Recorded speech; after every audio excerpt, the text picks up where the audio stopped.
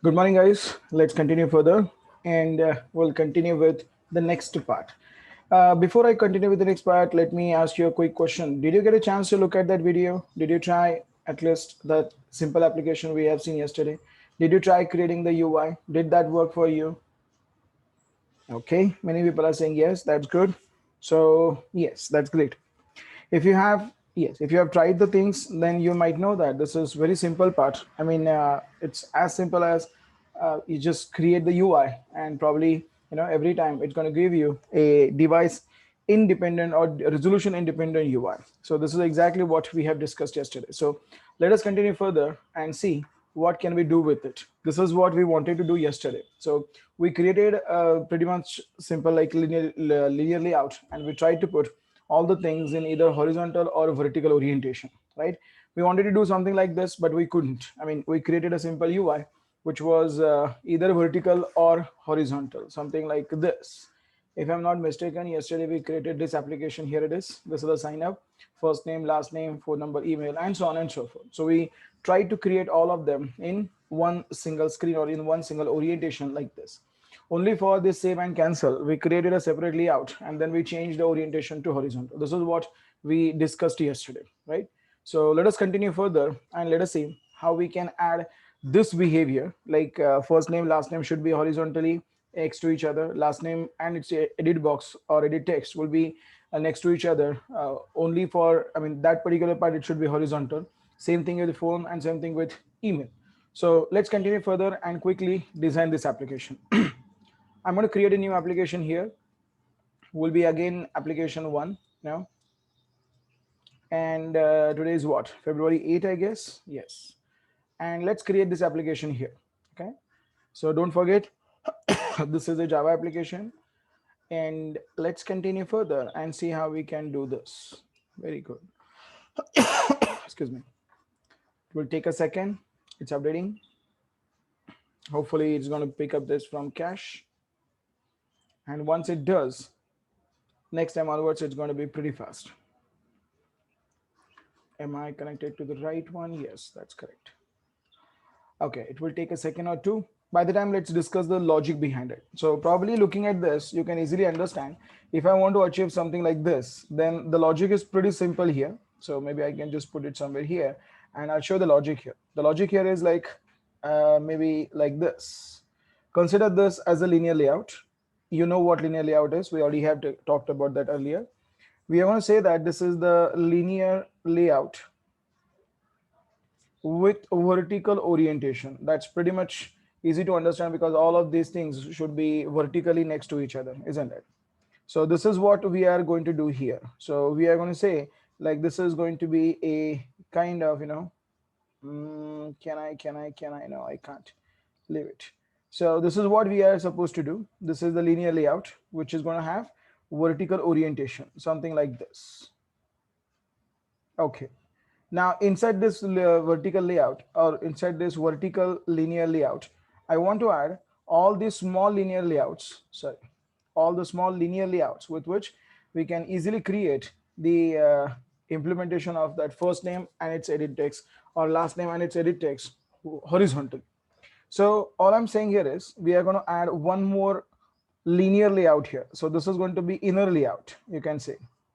This linear layout is going to have two things. One, a text view here. So probably I'm going to say text view, but let's use this one. So this is the text view here. And the other one, let's use something like edit text. And maybe I'll change the color. So this is going to be my edit text. The one in the blue is text view. The one in the green is, let's say, edit text. And the one in the red is horizontal orientation linear layout. So this is again a linear layout, no doubt in that. Linear layout. Okay. The only thing here is this is going to have a orientation equals to horizontal. So this is what we are supposed to do. And it's not like this. We have to do it for all the EUI elements. Like this is the first one. Let's grab the second one for email, for example, like this. We don't need that. So sorry for that. Just a sec. Okay, so this is the one. Let's delete that, which is now needed. And probably I'll say that this is the one which is going to be needed for all the other elements there. So this is the logic behind it. So hopefully you can understand the logic. It's pretty simple and it's pretty straightforward. Okay, just a sec. Let me use a green color here. Sorry, the red color here, maybe green color here. So we can understand this is nothing but an edit text and this is nothing but a label. Okay, and the one which you see here, let's say in yellow, for example, is going to be your I'm sorry, is going to be the, sorry, let's add it this way. Okay, the one in the yellow is going to be the linear layout with horizontal orientation. So let's bring it up, and then now I can say copy and paste. So there it is. That's it. Oops. What the hell is going on? I just need only this part here. Okay. So let's copy and then paste. That's better. So this is the one for last name, for example. This is the one for, let's say, phone number, email, and so on and so forth. So this is the logic that we have to apply here. So again, say that there are two linear layouts. One will be the vertical orientation and one will have horizontal linear layout, horizontal orientation there. So this is the main activity. An activity is going to represent a screen. That's what we said yesterday. And the activity is going to have its own UI. The UI is going to be created in XML file. So this is r.layout.activity underscore main, which you can find easily in res layout and activity underscore main.xml. This is the UI. Just bring it down somewhere here and say split. So we'll be able to see the XML as well as the UI element here. Whatever is here, I'm going to delete that because it's of no use to me. I'm going to delete this constraint layout and change that to, again, something like linear layout. Okay, so let us see how we can design our UI in a better way so that we can achieve what we were looking for, something like this. To do this, the very first thing is I'm going to change that orientation to vertical, because you know that the one which is going to contain all of these small linear layouts should have a vertical orientation. That's what we said here, right? So I'm going to go back here and create all of the small linear layouts, or all of the inner linear layouts with horizontal orientation.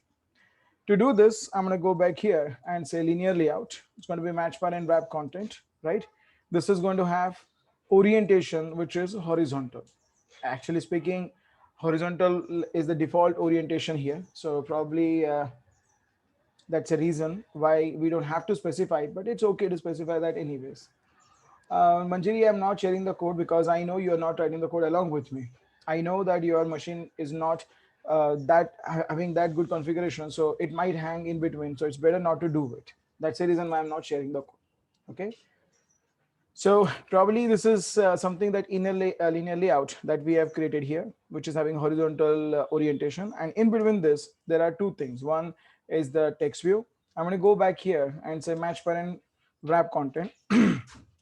We'll say this is going to be the first name, probably here, you see, I'm going to have a padding so that on the top element or on the top linear layout, or on the maybe you can say outer linear layout, I'll have some space from all the different borders. So maybe I can say 16 dp. So there'll be some border. You see, there is a border here, there is a border here, or sorry, there's a small there's a padding here, there's a padding here, and from all the directions I see the padding. Okay, so this is my linear layout, which is having the text view here. Just for understanding, let me change the background color to something like a hash FF0000. That's a red color. Now you see that whatever space was there, I gave that to the text view there. So unfortunately, I do not have any space left for my next control, which is going to be an edit text here. So this is edit text. I'm going to go with match parent and wrap content. So you might see that I can see the text view here clearly because it starts here and it ends here, which is having a background color of red here. So which I can see easily here. But what about that edit text? I'm not able to see that edit text here because there is no space left. Whatever space was available here horizontally, I gave that entire space to that text view. And that's the reason there is no space left for that edit text. So how do I solve this problem? Now to solve this problem, watch this. This is a very simple trick. You have to make sure that both these controls are having the width equals to match parent. So you see both of them are having match parent. I know because of this match parent, there is no space left for edit text, but I'm going to use one more property called as let's say layout weight. Just search for weight and you will automatically get it there. I'm going to say weight is equals to, sorry, zero point 0.5 and a zero point 0.5. I hope you can understand. Zero point 0.5 means 50% weight. Weight means whatever is the entire space available, out of it 50% will be given to the text view and 50% will be given to the another edit text here. This is the way you can say it. Zero point 0.5 will be given to first name and zero point 0.5 will be given to that edit text. I don't need this background color to be red. I mean, it was just for testing purpose. Now, actually speaking, I do not want to waste my space inside that text view there, because text view is just for understanding like what exactly the input you are expecting from your user. So probably zero point 0.5 is too much, isn't it? I want to make it a little bit smaller and edit text a little bit larger. How do I do that? Now, probably you might guess, okay, do one thing, like just go back here and say zero point 0.3 and make it 0.7. I mean, this is exactly I wanted to do, but in opposite order. I mean, I wanted to give zero point 0.3 to my text views and maybe the zero point 0.7 to my edit text. Or actually speaking, I wanted to make the edit text a little bit larger than the text views. But you see the effect here. I mean, why does it? It's just because when you are saying like zero point 0.3, it just you can say subtracts it from 1 and then it applies it here. So when I say 0.3, that does not mean it's a 0.3. That means it's 1 minus 0.3. So 1 minus 0.3 is 0.7. And that's the reason why you see it's bigger. And that's the reason. The rule of thumb here is the control of the widget which you want to make bigger should have a smaller weight, and the one which you want to make larger, one you want to make shorter has to have a larger weight. I want to make this smaller, so make sure that you are having 0.3 here, sorry, 0.7 here and a 0.3 here. So the rule of thumb is the one which you want to make big should have a smaller weight, and the one which you want to make small should have a bigger weight. Remember that. Now, hopefully, this UI is fixed. I don't need that background color. That was added just for the testing purpose, so you can easily see where it starts and where it ends. Now I don't need that. You see, now I have the first name here. Now I have the edit text here. Now the good thing here is I'm going to add the text hint here and say first name. That's it. Here. That's it. This is the way I want to make my UI. I hope my UI is now looking exactly what I wanted to do here. It's very, very, very simple. Okay, so go back here, and now I want to do the same thing for, let's say, last name here. Okay, how do I do that? Maybe I'm going to create a linear layout again. This is the last time I'm doing it. Next time onwards, we will copy and paste it. So this is going to be a linear layout, which is going to have horizontal equals to, orientation equals to horizontal, and within which I want to create two things. One is the text view. You see it's match parent wrap content, and don't forget to have text and a weight property. So text is going to be, let's say, last name. Okay, and what do I need? I need a weight of 0.7 because I want to make it small here. Again, like this, I'm going to create one edit text. So go back here and say this is an edit text which is having a match parent wrap content as width and height, and then we can set the hint property to, let's say, last name here, for example. And importantly, I want to get, I want to set the weight property to 0.3. So it will be a little bit larger here. See how simple is that? Now I'm going to go back and copy this because now I know the pattern. I can just copy and paste it a couple of times. So this time it is not a last name. This is rather the phone number. So I'm going to go back here. I will say phone number, as simple as that. And let me say this is hash dash 1 2 3 4 5 6 7 8 9 10. That's it. So this is the phone number format I want to use here. Finally, this is the email address. So maybe I'm going to say this is email.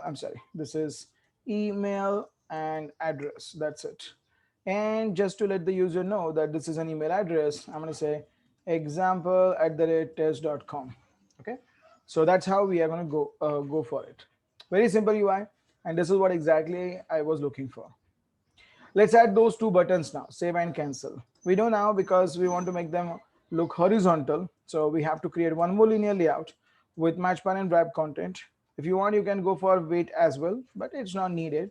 because I don't want to make them bigger. I'm going to make them a little bit smaller. So I'm going to go back here and use something like a button. Sorry, a button with wrap content, meaning it will be, I mean, it will be showing you the only width and height which is required to render its own text. So this is the text property where I can say save, for example, sorry, save for example, and I need one more button. I want to make it like cancel, and I want to have a margin on the left which is going to be, let's say, 16 dp or 10 dp. It's more than sufficient, I guess. Yeah, that looks wonderful. So my UI is done. I mean, this is very simple UI which is having all the things that I was looking for here. Now let's give it a try first. Say run. At least I want to see like whether the UI shows up there. This is yesterday's one, not the one we are doing right now. So yeah, this is something where I can see first name, last name, phone number, and the email address. That's it. Very simple. So UI is done. Probably it looks okay to me. Now I want to get the data from user and I want to do something here. One thing is not what I like here. It shows the application name application one. Actually, I know that this is an activity or this is a screen which represents the registration form. So I'm going to change that application one from here to something like sign up, for example. How do I do that? Now to do this, there are a couple of ways. By the way, later on, I'll mention that the one which you see on top is called as an action bar. This is an action bar. Now for today, I want to change it by going to something like the manifests. There is a file called as Android manifest.xml. Now manifest is very important file. Android manifest.xml is the name of that is the full name of that file, and it's a very important file. Why it is so important? Because it contains a configuration of your entire application. If you lose this file, or if this file is corrupted, or if this file is not okay, then your entire application will come on its knee. Nothing will work there. This file is the one where your application will start loading your UI.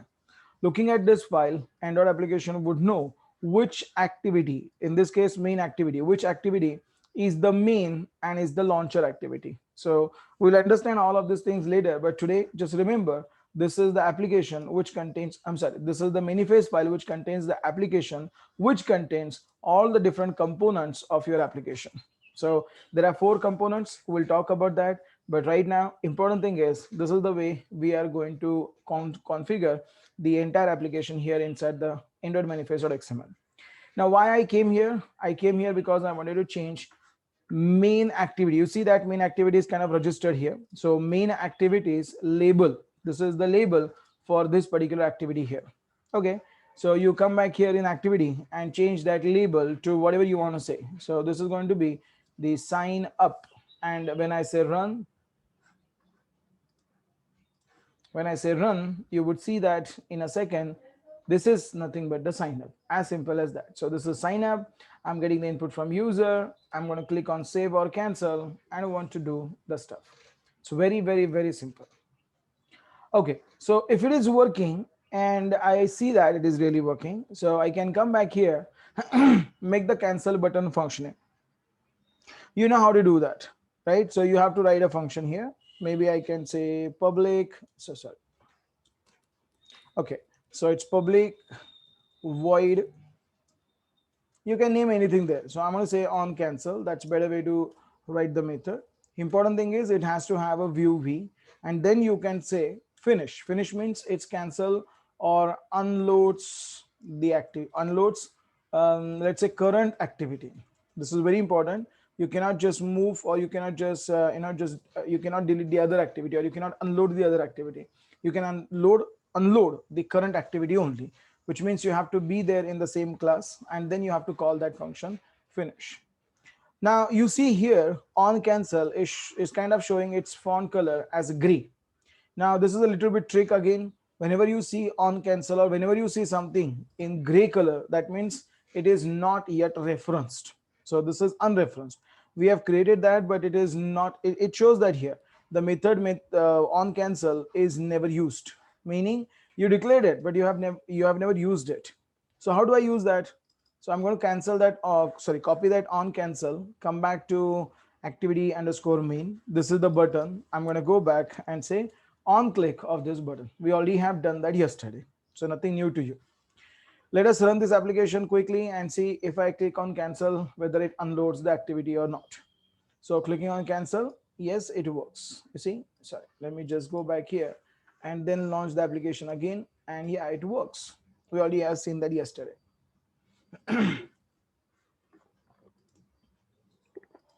Click, it goes away. So this is what we were looking for, and it works perfectly fine.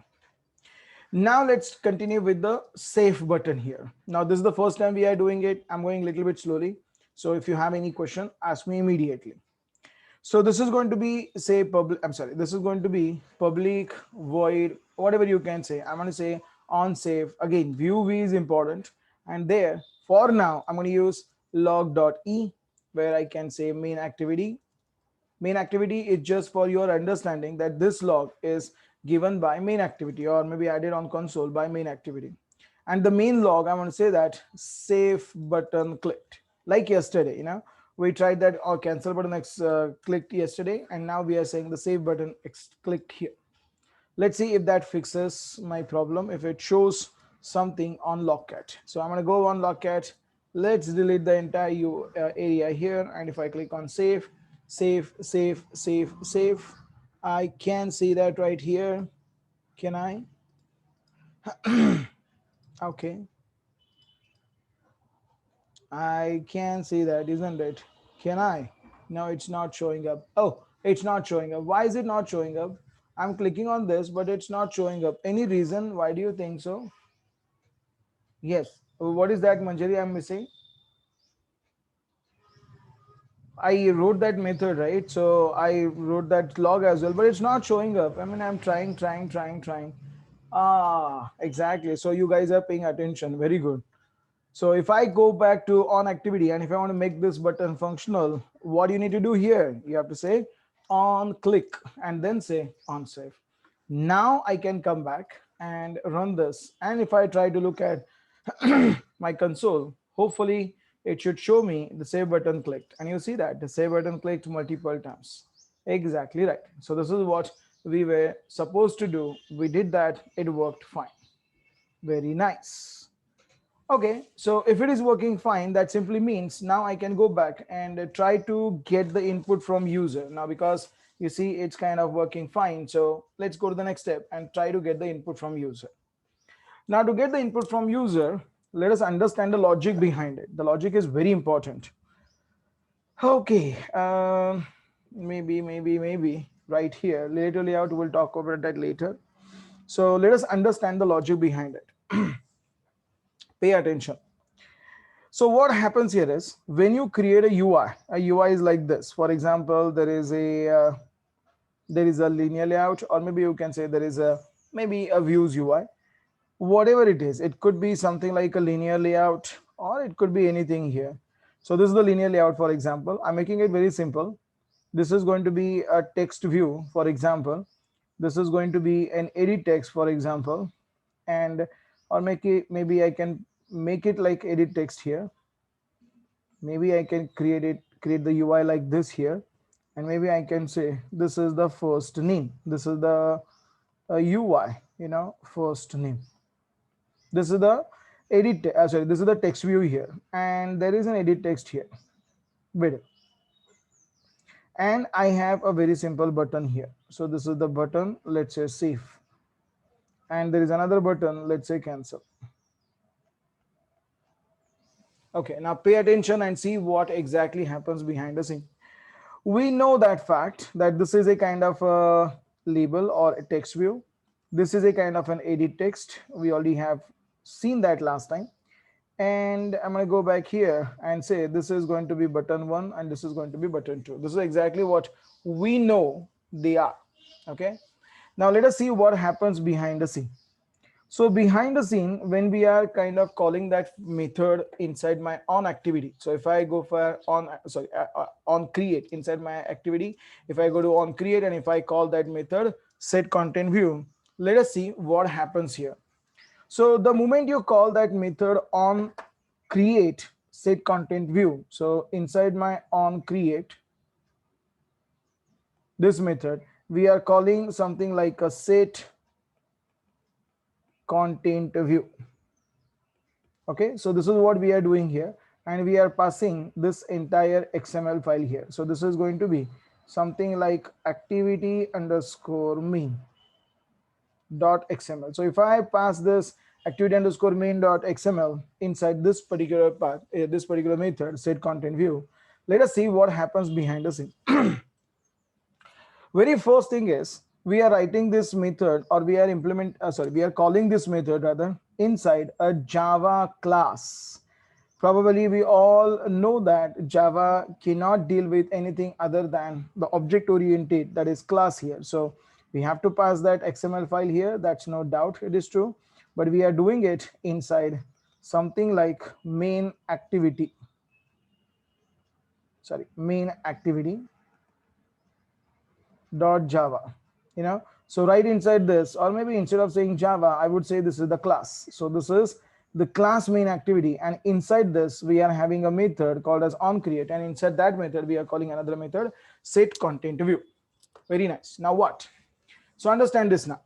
So inside this set content view, when you are passing that XML file, the set content view brings, or maybe it hires an entity called as layout, something called as inflator. So there is something called as a layout inflator. Now what is that layout inflator? Rather, who is that layout inflator? Why do we need it? Let us understand this here. So this is the layout inflator here. What is the job of this layout inflator? Layout inflator does something called as inflating XML. So this is the job of that layout inflator, inflating an XML. Now you might understand, you might ask the question like, what do you mean by inflating an XML? Understand this now. By the way, as I said, we are in Java. So in Java, we can deal with only objects and methods, So what happens here is it goes to that XML and it reads all of these elements line by line. So it understands like, okay, so we are having a linear layout here. So using this XML file, first it creates an object of linear layout. So it does something like this. Linear layout, that's a class name, by the way. Layout, which is equals to new linear layout. Something like this. And then you can pass the context and other stuff there. That is not important. Important thing is it creates an object of that linear layout. Okay. Next, it creates, you see that this is the linear layout, and within this we have created a first name as a text view. So it creates an object of this text view as well. It sets all the properties there, like orientation equals to horizontal on that linear layout and so on and so forth. Then it creates, let's say, a text views object. Maybe I can say text view equals to new text view, like this, and then it passes all the context and other stuff there. And very important, because it knows that this text view is inside the linear layout, it goes back and it adds that inside the layout. So it says layout dot add view, and this is the text view here. This is a building hierarchy, so this is the process in which it goes to every single element, it creates an object of that class, and it adds or it builds the entire hierarchy there. Now it does exactly similar thing for that edit text as well. It says edit text, maybe I can say edit whatever is equals to a new edit text. It passes that something like this, or called as a context, and then we can say layout dot add view, and then passes that edit here. So it builds the hierarchy, then it goes back and it creates the button object. I'm just going to add only one button for now. That's safe, more than sufficient for us to demonstrate. So again, it creates a button. Maybe I can call it as button is equals to new button object. Because we are in Java, we have to create a object all the time, So this is the button, and finally it adds that layout dot add view button. So this is what it is doing. And finally, when it is done with making the last or creating a last object, then it says returns, or maybe I can say return layout here. So whatever layout object that we are getting from that layout inflator, this is the one which gets added inside the activity. So this is what happens behind the scene. This is exactly, it creates a empty activity here, empty activity object here, and whatever it returns, it gets added inside that activity here. And then because it is adding all of this stuff, see, it is kind of creating a linear layout. So it creates a linear layout here, something like this. Then it sees that inside that linear layout object, we have created a text view because we added that last time. So it creates a text view here, and it sets the name to first name and so on and so forth. So I didn't say, I didn't show you all of these methods in between to set the properties of that text view, set the properties of that edit, but this is exactly what it does. So it goes to every single XML element and it creates an object of it, and then it adds that inside the activities object. The process which I mentioned here, which is kind of parsing the entire UI, or which is kind of getting entire element from the XML file, creating an object of that, building the hierarchy, is called as inflating XML. So this is called as inflating XML. Precisely, this is called as inflating layout XML. It's not ordinary XML. This is the layout XML. So whose job it is to inflate the XML file? It is called as layout inflator. So layout inflator is the one which is going to inflate your XML file. And inflate means it goes to that file, it reads every single element line by line, element by element, creates an object of every one of them, and add that object to the hierarchy, and that hierarchy will be added inside the empty activity there. And that's how your application will build. That's how your application will have its own UI. See? Are you getting this, guys? This is called as inflating process, inflating an XML. Who does it? Whose job it is to go for layout? The job is to go for inflating an XML file. It's it's layout inflator. Who hires that layout inflator? It is the set content view here. So what happens here is, at the end of the inflate process, the activity is going to have bunch of objects here. So if I look at the activity's current state, so this is my activity object, for example, maybe the main activity, for example, here, it has all the objects here, all the objects which are created by that layout inflator here. So there will be one for text view, something like this. Okay, there'll be one for let's say edit text, let's say edit text here. There'll be one for button, you see there is a button here, and so on and so forth. Larger the UI, more will be the objects with that activity. Now why I'm telling you this, because my intention here is to get what user is going to enter in this edit text. So if user enters something like a Steve here, then I want to get that value from this text view, edit text. Unfortunately, we are creating XML, or we are creating the UI in XML file, or we are using XML for building the UI, and we are using Java file to write the logic behind it. So how do I connect them back? So to connect them, I'll have to go to that activity and find an object for the edit text there, which in my case is this. But you know what? The activity will have too many objects there, like one for text view, one for edit text, one for button, one for something other. In which case, it becomes very difficult for activity to give me the object of that edit text which I'm looking for. And there is no way I can tell activity like, hey, I need an object of this particular edit text here. So this is what I'm looking for, but there is no way I can tell my activity to give me an object of it. To enable this, to let the activity which object I'm looking for, I'm going to identify this uniquely by assigning an ID. So this is now what I'm going to do here. So I'm going to identify this uniquely with let's say an ID. Maybe I can say this is going to be an ID. This is for my understanding. So let me go back here and say this is going to be an ID. What is that? First name. So I'm going to call it as edit first name. So what happens here is, because we have assigned an ID to that XML element, while creating an object, it also assigns an that ID here. So this is nothing but edit, first name. So maybe this is an ID for that edit text here. This is an object, and this object has a property called as ID, and that ID is now having the value edit first name.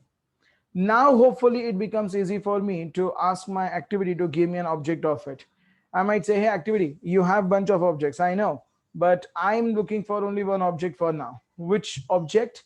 The object of that edit text, which is having an ID, something called as edit first name.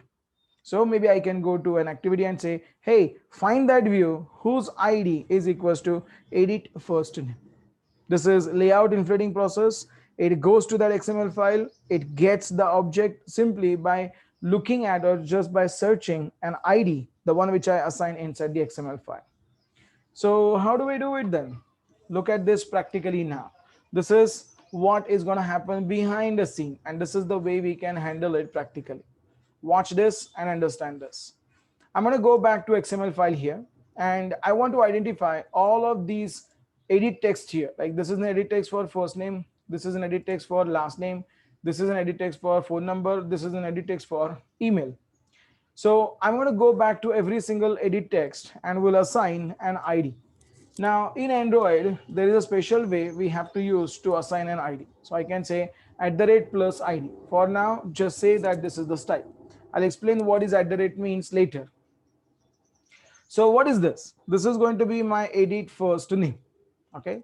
This is an ID I've given to that edit text. You will not be able to see it anywhere, but it's just an ID that is going to be assigned with that edit text. So I can uniquely identify that edit text having that particular ID. Now, similarly, I'm going to go back here and say this is the next edit text. Let's go back and pass an ID. Let's say last name, as simple as that. Now I'm going to go back and say this is going to be edit phone number. So this is an ID. I'm going to say edit phone number, or simply I'll say phone. It's up to me what ID that I want to choose here. And this is going to be again an ID, which is going to be edit email. That's it. So when we are talking about the hierarchy here, we already have built one, and in that hierarchy we are having bunch of different controls, bunch of different widgets. So I'm using those widgets, so associating ID with them, and we are using that ID to uniquely identify that view there. And this is what we are doing here. So probably we are kind of having all of these edit texts, and then now it becomes very easy for me to identify them uniquely. So how do I do that? Step number 1, assign ID, which we already have done. Step number 2, go back to your XML file. Go back to your Java activity file and create all those variables or all those members inside your class. How do I do that? Seems like we are having all 4 edit texts. So this is an edit text. I'm going to say edit first name. It has nothing to do with the ID as such, but it's better to have same name as an ID. So you can map that. This is an edit first name variable, and that is an edit first name ID given to that view. So there'll be edit last name, there'll be edit phone, and there'll be edit email. So that is what I was looking for. You see, all of them are references. So maybe I can just add a comment and say this is reference or references for for the UI elements. UI elements are nothing but the edit text here. Okay, so that's an edit text. We are we are having an XML file, and for those XML elements or for those edit text, we are creating different references here. So this is exactly what I'm looking for. That's good. Now what? This is a reference. You see, it is going to give you a warning saying, hey, you have never used it.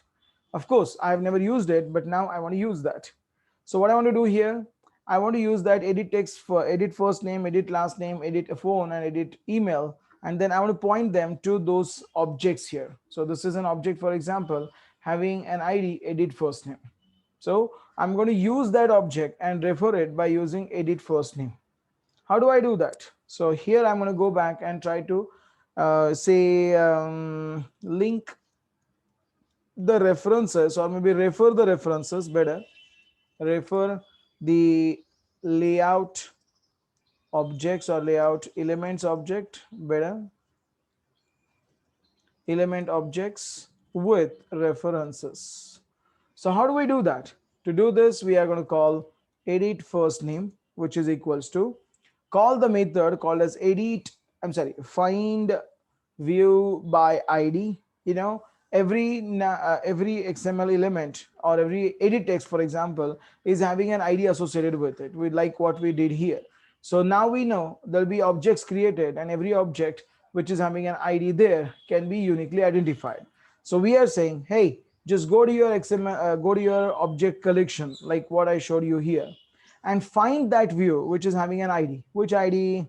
R dot ID dot edit first name. Now this is the format r dot id. This is the format like r dot layout. It was a format. Last time we have used it. So r dot id, it is a format. Okay. So that's how we are kind of doing it. Okay. So that's an edit first name. Let's say edit last name, which is equals to do this again. R dot id dot edit last name. Do the same thing again. Edit phone number is equals to find view by ID. R dot edit id dot edit phone number. And the last one is like edit email, which is equals to find view by ID. R dot id dot edit email here. That's it. So now every time I refer this reference, or I use this reference in my Java code, I'm talking to that UI element there. So UI element is there on the UI. User is going to enter the values there. And if I want to get the values, I'm going to get them by using those references out there.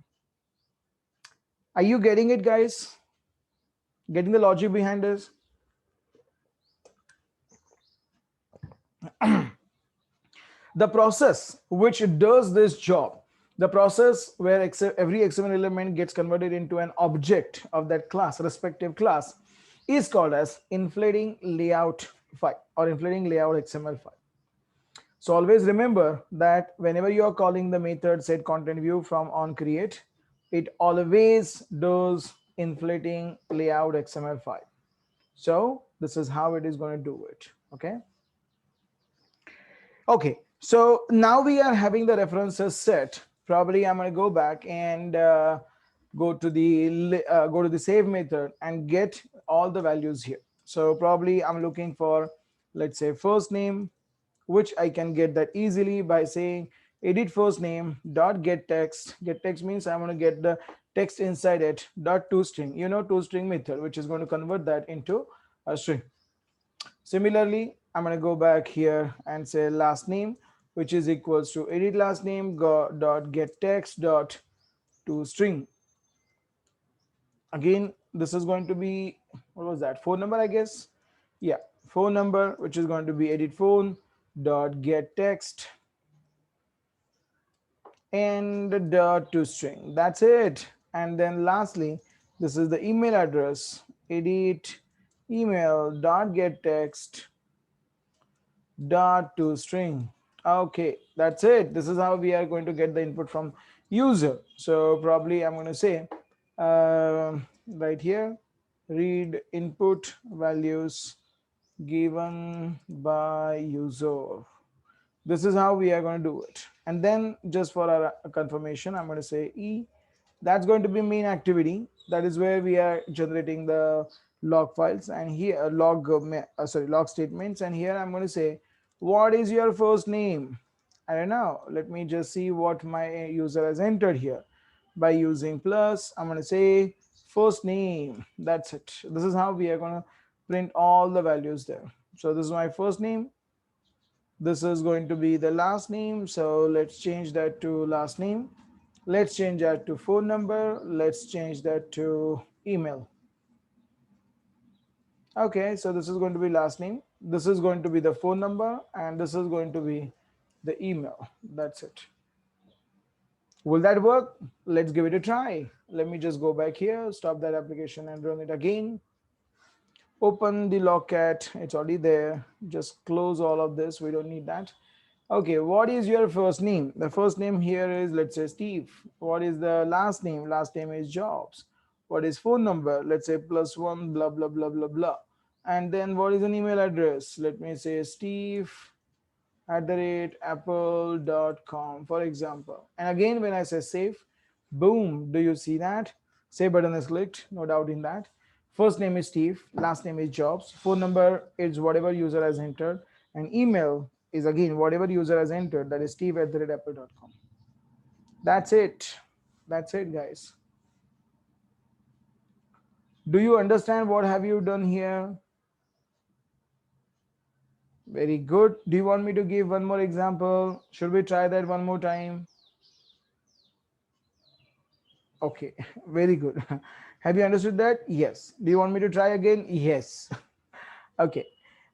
These are two contradictory statements, but anyways, I'm going to show you one more time. This time we'll make it a little bit more than what we have started or what we have done last time. Okay. Yes. Again, layout part. This is what I'm going to show you one more time. Wait a sec.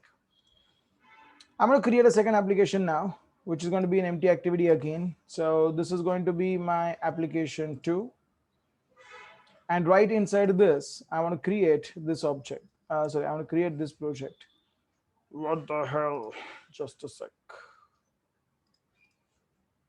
20, I'm sorry, right here, the DMC, Android code, February 7, February 8. Okay, that's good. Then it should have given me an option to do it, isn't it? Why the hell it is not coming? Okay.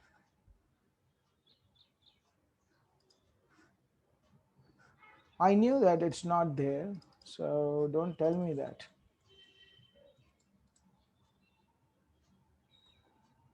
Was it application 1 or application 2? Yeah, that is application 1.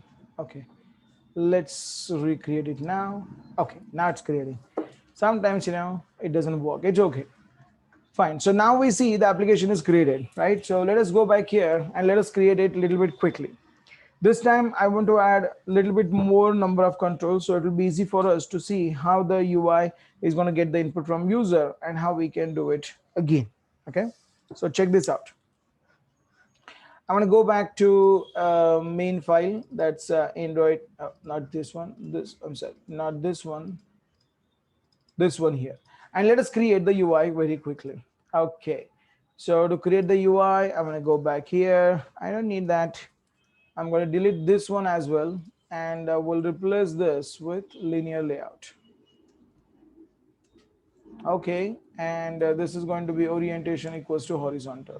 I'm sorry, orientation equals to vertical, because if you say horizontal, there'll be no way I can fit all the controls there, all the widgets there. Don't call them as control, call them as widgets. Anyway, so what am I supposed to do now? I want to do the same thing. I want to get the input from user for a particular entity. Now, last time we were talking about getting the input from user for, let's say, user registration. This time, I want to create a small UI. The UI will be for let's say login. Let's see how it can be done. Now to do this, I need to get the input from user for username and password, or email and the password. So to do that, I'm going to go back here.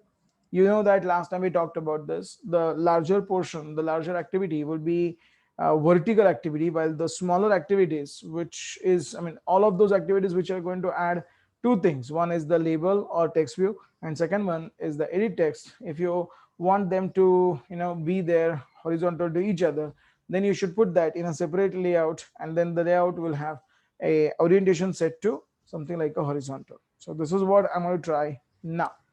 So right within it, I'm going to create a linear layout. You see, match parent and wrap content. And right with this one, I want to change that orientation to horizontal. Okay, now what? So now we are having a linear layout, which is having a orientation equals to horizontal. I'm going to put two things there, text view here and edit text here. So this is for username and password. This is for login, isn't it? So if it is for login, I'm going to go back here and say text view, match parent, wrap content. We know that here. Text, username. It can be user email as well, but it's okay, username. Again, there will be an edit text. You know that. This is the edit text, which is going to have a match parent and wrap content. Obviously, there'll be no space left for that edit text to be there. So I'm going to go back here and we'll change the weight to zero point 0.7 and 0.3. That's it. So my username is created. Very good. Now I'm going to go back and add padding for this vertical orientation. So I'm going to go back here and say padding. Padding is 16 dp, I guess. This is what we have used last time, which is the standard one, by the way. And yeah, it looks good. It has added all the, I mean, it has added the space between the border, all the borders, and the UI. This is where I want my user to use something like the password. This is going to be 0.3, so it will be easy for me to show that. And yeah, it looks okay. Oh, I'm sorry, it's going to be 0.7. Why am I changing it? Okay, so hopefully that is right. So we can see that there is a username and there's a password.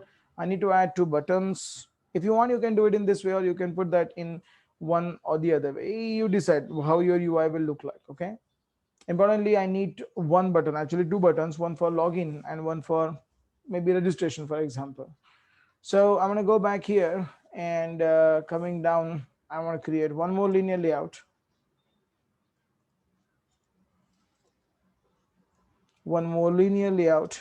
which is going to be match parent wrap content, right? Which is going to have the orientation, I'm sorry, orientation equals to horizontal.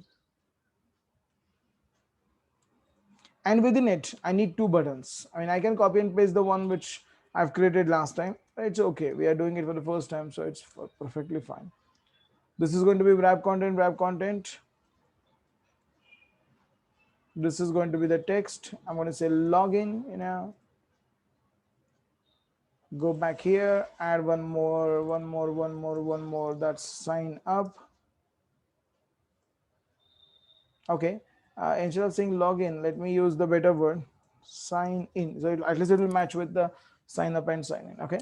Of course, there is no gap in between. So I'm going to go back here and say margin left should be almost like 10 dp. And yeah, that worked fine. So there's a sign in and there's a sign up. So let us understand how that signing works. If you don't want, if you do not want to have it sign up, it's okay. We can do it. It's a sung up. What the hell? Anyways, it's of no use because here I want to say cancel because once you are trying to go for this activity, and if I decided not to log in at the time, I should have a functionality like cancel. So that's how we can do it. Let's get the input from user. So how do I get the input from user? Let's see how much have you recalled it. Can you tell me what are the different steps that we have seen last time to get the input from user? In this case, username and email.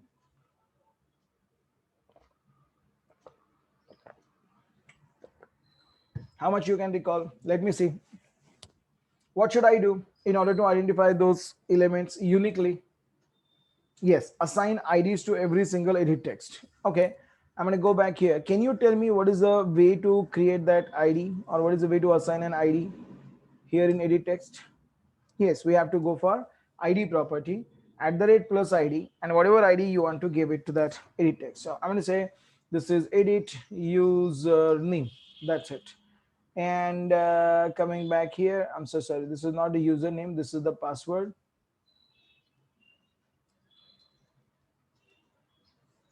And I'll go back here to the edit text, and that is username for sure. So now we are having IDs there. Now you tell me, what should I do now? Let's say I have IDs associated with it. Now what should be the next logical step?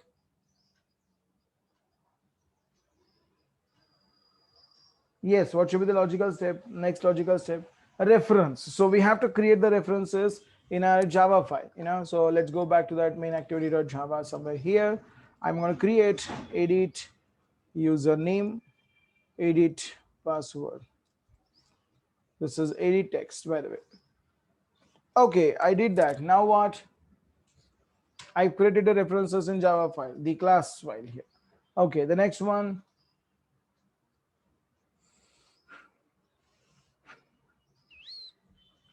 What should I do next?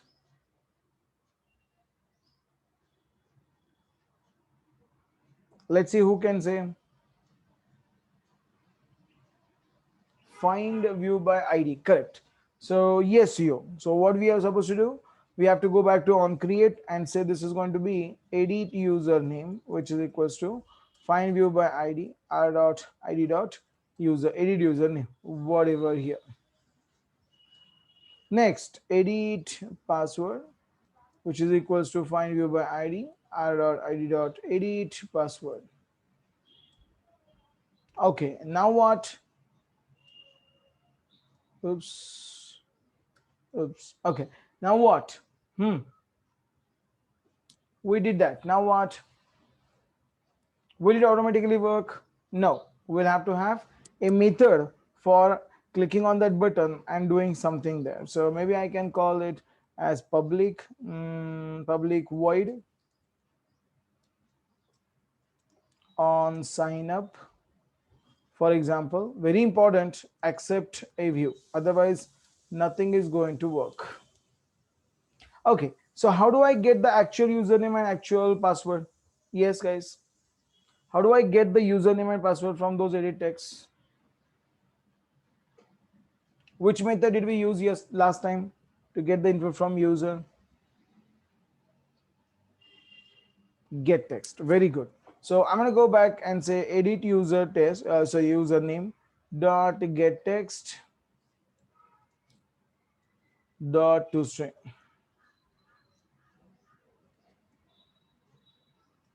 Oops, to string. Okay. So this is user password dot get text dot to string. So we have to store both of them into variables. So this is going to be the name or precisely the username, not username, it's username. And finally, this is string password, which is equals to edit password dot get text dot to string. Now we have both of them. I can just print them on console and see if they are working. So probably log dot e, and right here I'm going to call it as the main activity, comma, the first name or the username, not the first name. That's the username, which is equals to, oops, should I say this? Yep. And here it is. And I can say username. You see, that's it, guys. I think I can just add one more and we are done. So this is where the password is. And this is where the password is. That's it. Okay, let's see how we can use it on the, oh, why am I telling you? You tell me what should be the next logical step. I've done that. Whatever you are telling me, I'm doing it here. I've added that method now on sign up. The method is getting the input from user and printing it on console. Now what should I do? Button means what button? Buttons on click, call that call that method, excuse me, or call that where is it, call that method or associated with that method. So I'm going to go back here. This is the sign in and sign in button. Click on that and I come back here and say on click is the method name on sign up. Okay, for canceling it out, I think it's going to be very simple. We did that couple of times last time. Oops. So right here I'm going to go back and say public void on cancel, and you know what to do there. Just say finish and you are done. Okay, now I am deliberately not adding that view. Why? I'll tell you that in a second. This is the button. I'm going to say on click of that, call the method on cancel. So things are looking good. So we do not have anything other than a simple finish method inserted on the cancel. And this time I'm not even using the view v here. Let us see an effect of it right here. So I'm going to go back and run this code.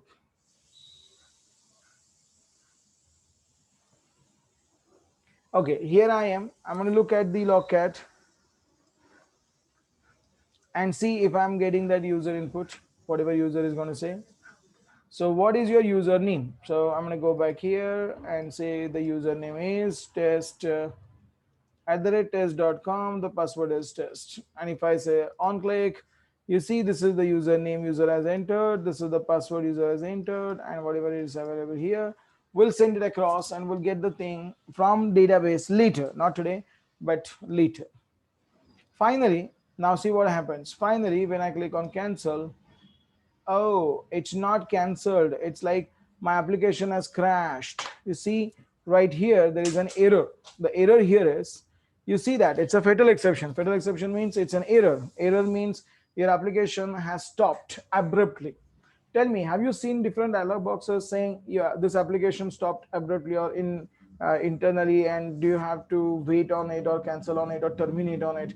Have you seen that? Yes. So this is frequently available or the frequently given on Android side, just to let the user know something he was doing earlier is not possible right now because the application has crashed. So if the application crashed, no problem, I'm going to go back here and start it again. So I'm on the device, for example, I'm going to go back and click on this one here, and probably, oh, that's older one. So click on this one here, this is the one, and then probably I can enter something UI, I'm sorry, enter UI, sorry, enter username in the UI, the password, and then say submit. The value is kind of written here, that's good. This time if I say cancel, it would work automatically, you see. Or is it working? I hope. No, it's still not working. Oh, it's still crashing. So why is it crashing? It is crashing because we have not, you see here, cannot find the method on cancel view. So that's the reason why it is not working.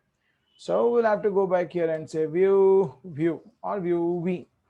So we are missing that view, and that's the reason it was not working. So probably don't forget that. If you forget that, if you will get this error, and if you get this error, don't confuse, just go there and change that to v. Now this time if I say test one, mouse, okay, so that is nothing but test@test.com, test, and say sign up, whatever, you see that it's working fine. And if I click on update, yeah, that goes off. So it's not like it is crashing abruptly, but it is literally going down to hide itself, so that whenever you need it and again you click on that or you start that application, you still would be able to get that. Okay, so that's how we are going to do the job.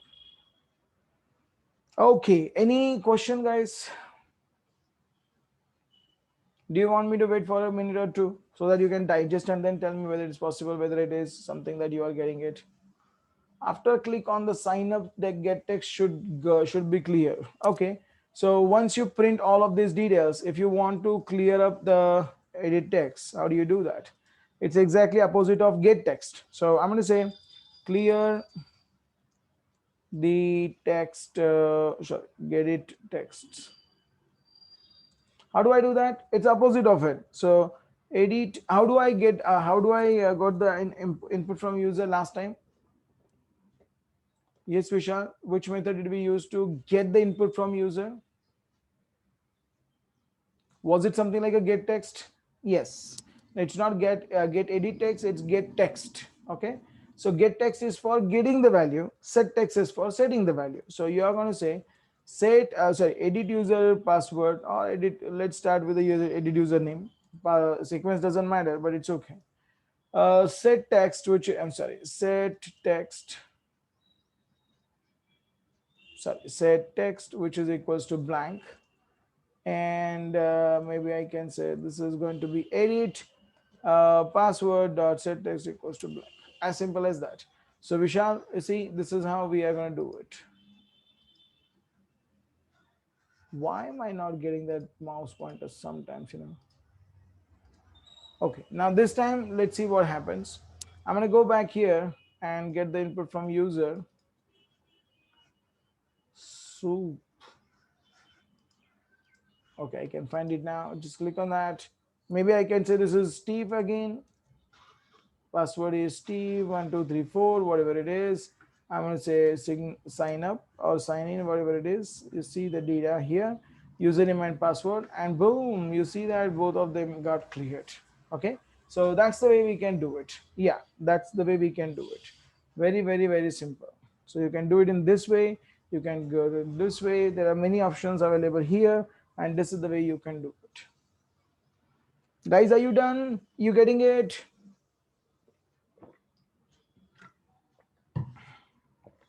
Great. Any questions so far other than that?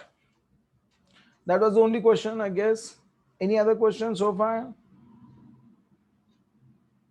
No. Okay, fine. That's good. So if you do not have any question, let us continue further then.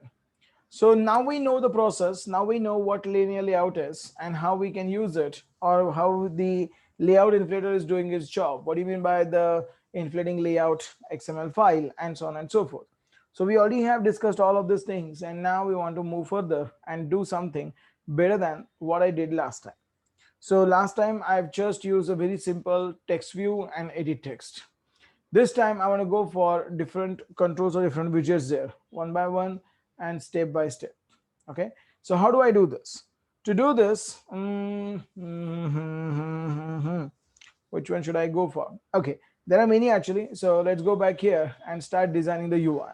Let's say this is the true registration API, registration page. Okay, so what I'm going to do here is, let me close this and create a new project. Okay, so let's continue further here. And this is application 3. Okay, so I'm going to create this here. It's going to take a minute or two. Yeah, that's it. And now if it is available, I'm going to create very simple UI. This is for registration. Okay, so I'm going to go back to my activity here and say this is where I'm going to design the user's interface. Okay, so what are different things that I need? Let's first get the list of them, and then we can see how we can do that. Okay, so what are different things that I would need from this UI? First, I need the user's name. It's too small, just a sec. So first, user name. It could be first name, second name, last name, whatever it is. So that's a username. Second, something like password. Okay. I'm sorry, this is the third one. So third one is something like the phone number. This is what we already have done last time. Now I can say phone number. This is the email. Okay, fifth number, what is the gender? So you can call it as a gender here. Could be male and female. We are living in India, so in India there are only two valid genders, male and female, you know. The sixth one, what should I go for? Let's say favorite book or books, whatever.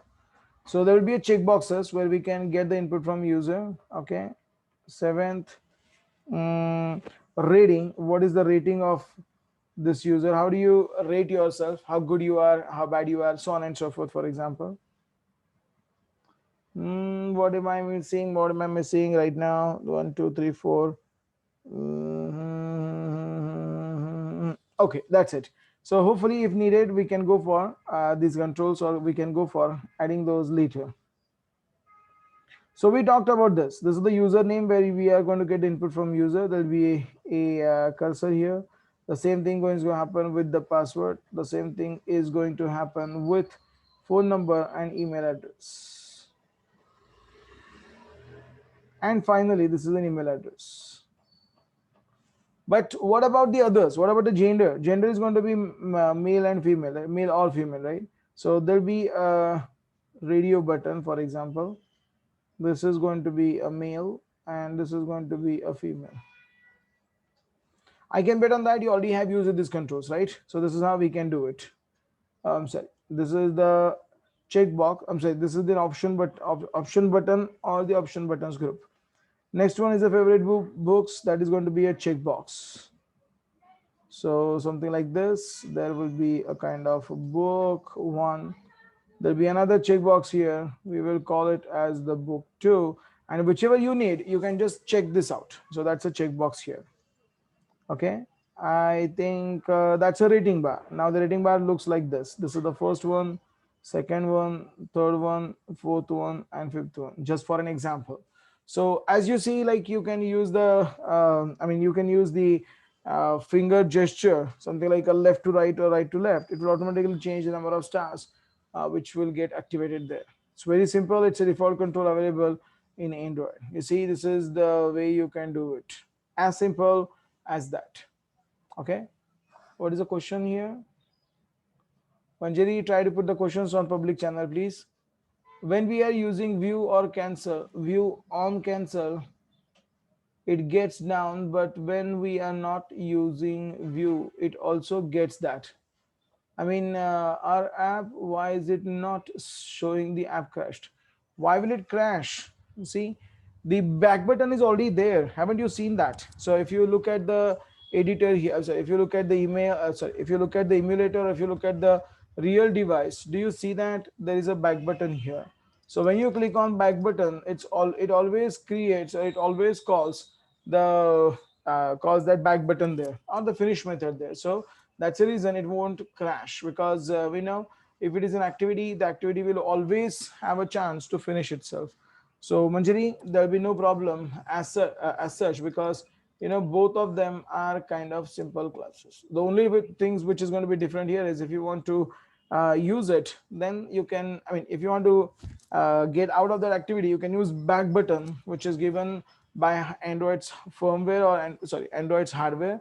And if you want to do it manually, you'll have to add a button like maybe a cancel button or back button, clicking on which you can call the finish method. Okay, that's the reason why it is not needed. Hopefully, Manjari, you got your answer. Now, Shraddha, your question, birth date, which displays the calendar. Okay, it's going to be something like this. Oops.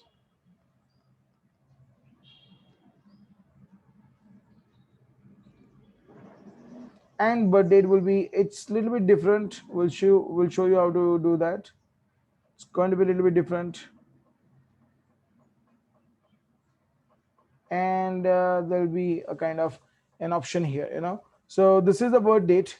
It's not like you are going to directly click on that, or it's going to open the calendar. There will be a button here, this button and this edit, this text view, they are not having anything common. This is not by default the date picker controller is. So if you click on that button, for example, one more button or one more dialog comes into picture, where you are having three wheels there. So there'll be a date, there'll be a month, and there'll be an year. So this is how you can select it. Vertical, you can select it. I'll show you an option of that. This is called as the date time picker, and this can be done, date time picker dialog, and this can be done by using that date picker dialog button. Okay. Shubham, it's going to take time to upload the files today. I can't just show you on the second day, because there are many things which we need to look at in between in order to give you that functionality there. So today, right now, maybe ignore that. Okay. Any other questions so far? Do you think we should add something there for which we need the user interface? Yes, I've added a couple of them. Can you tell me a couple of them, so that we can have all of these controls in one single place, in one single activity? Hmm. I'll wait for you. What do you think?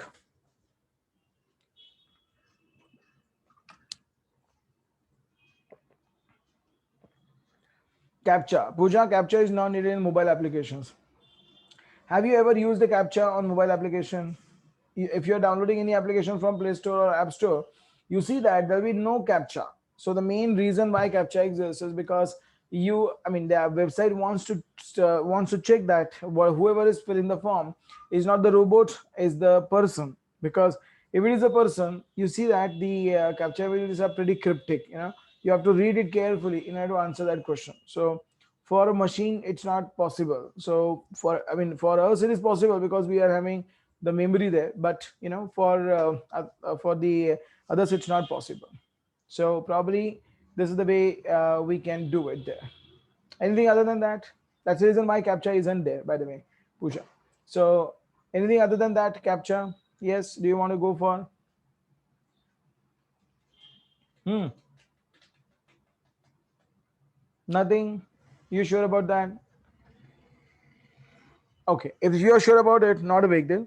We'll go for it, and then we will create a UI with this. Okay. Now we know that this is a kind of stuff here. This is going to be an edit text. We know this edit text, edit text, edit text. Now this is called as a radio button.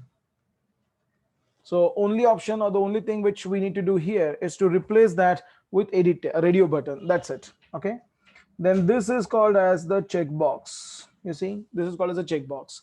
And this one here is called as the rating button itself, or rating. Yeah, that's a rating, but hey, what the hell? This is the rating button. Rating bar, not rating button, it's a rating bar. And then this is going to be, sorry, date picker dialog. Okay, let me write it again. That's a rating bar. This is sorry, date picker dialog. That's a date picker dialog. We'll see how does it work and how the date picker dialog can be shown on the UI to get the input from user. Accept the terms and condition checkbox. That's fine. So if I give an example of favorite books, how to use checkbox, probably Shada, you can use it anywhere. You can use it for checking whether the user has accepted the terms and conditions, or you can get it for favorite languages, whatnot. Choice is yours, right? So if you understand one, probably you can apply it for all the others. So that is what we are going to do now. And of course, we have to get the input from user, and then we have to put that on console as well. So we'll have to do that together here. Okay, so let's do this. Let me create, I mean, we will create this here, but I think it's better. By the way, you know that we are going to start, I mean, we are going to have the session from 8 to 1 o'clock, right? And I know if I give you a break, only one break, I don't think it is going to be sufficient. So let's do this. We'll take a break around 9:15 or 9:20, one break of 15 minutes. I hope that, or maybe 20 minutes right now. And then we'll take one more 10 minutes break around 11 o'clock. Will it be okay with you? I know it's being daunting to sit in front of machine for continuously, continuously for a couple of hours. So will it be okay if we take the break for 20 minutes, one, and maybe 10 minutes later, the second break, or 15:15? I don't mind, but in 15 minutes, I don't know whether you'll be able to have your breakfast or not. That's the reason. So 2010 is better. So you can have a breakfast right now, then we can start again, and we will have a short break of 20 minutes later, so that it will be easy for you to just, go out. Maybe if you want to just, wander here and there, and then come back after 10 minutes. So it will be easy for you to be there continuously. Okay, fine. So let us take a 20 minutes break right now. We'll come back and then we'll continue with this UI. Do come back. There are many things we have to see here. So 15 minutes timer. I'm sorry, 20 minutes timer. What the hell? Not that one. 20 minutes timer. Timer. Here it is. Come back after 20 minutes, okay?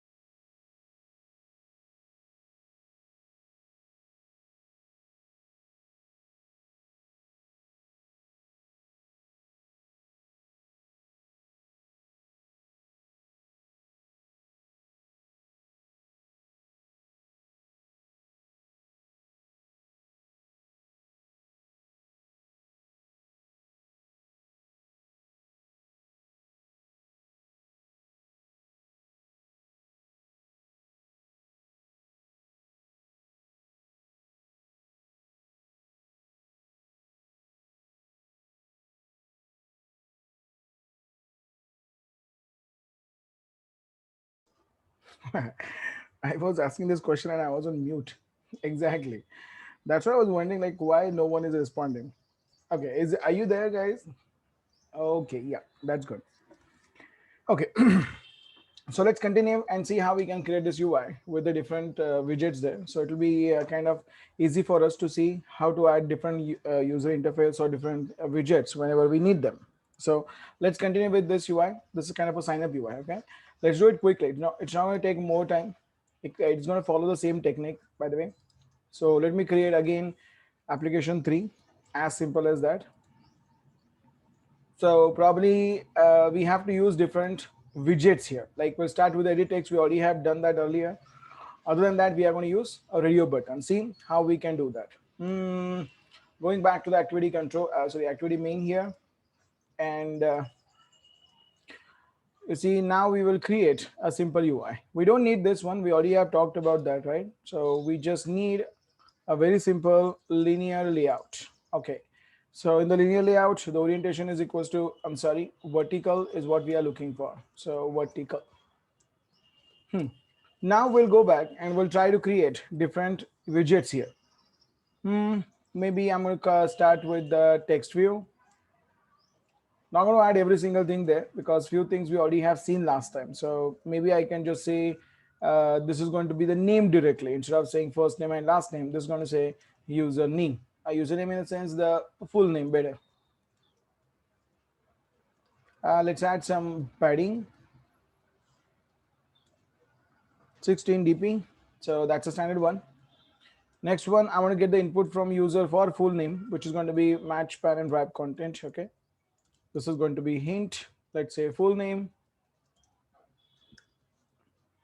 Okay. Next, I think phone number, password, and other thing. Okay, password is something that I want to get because that's a little bit different. Or better, I'll go for all of them. 1, 2, 3, and 4. Okay, so that's the full name for first. Where are we? Here it is. Then I need, let's say, password. That's a little bit different. Something like star star star star star, for example. And this is going to be the email. Oops. What the hell? Email. This is what we have said last time. Or maybe let's not add anything here. Let's keep that back. Okay, at least we will differentiate them. Otherwise, if it is too crowded, if we won't be able to see what it is made for. Okay. Okay, so that's it. Password, email, we need a phone number, and that's it. So let's fix some problem first, and then we'll go for the others. A hint is not what we want to use now. Okay, let us understand a few problems and let us see the solutions for them. Okay, so be with me. Let me run this application and see how does it look like.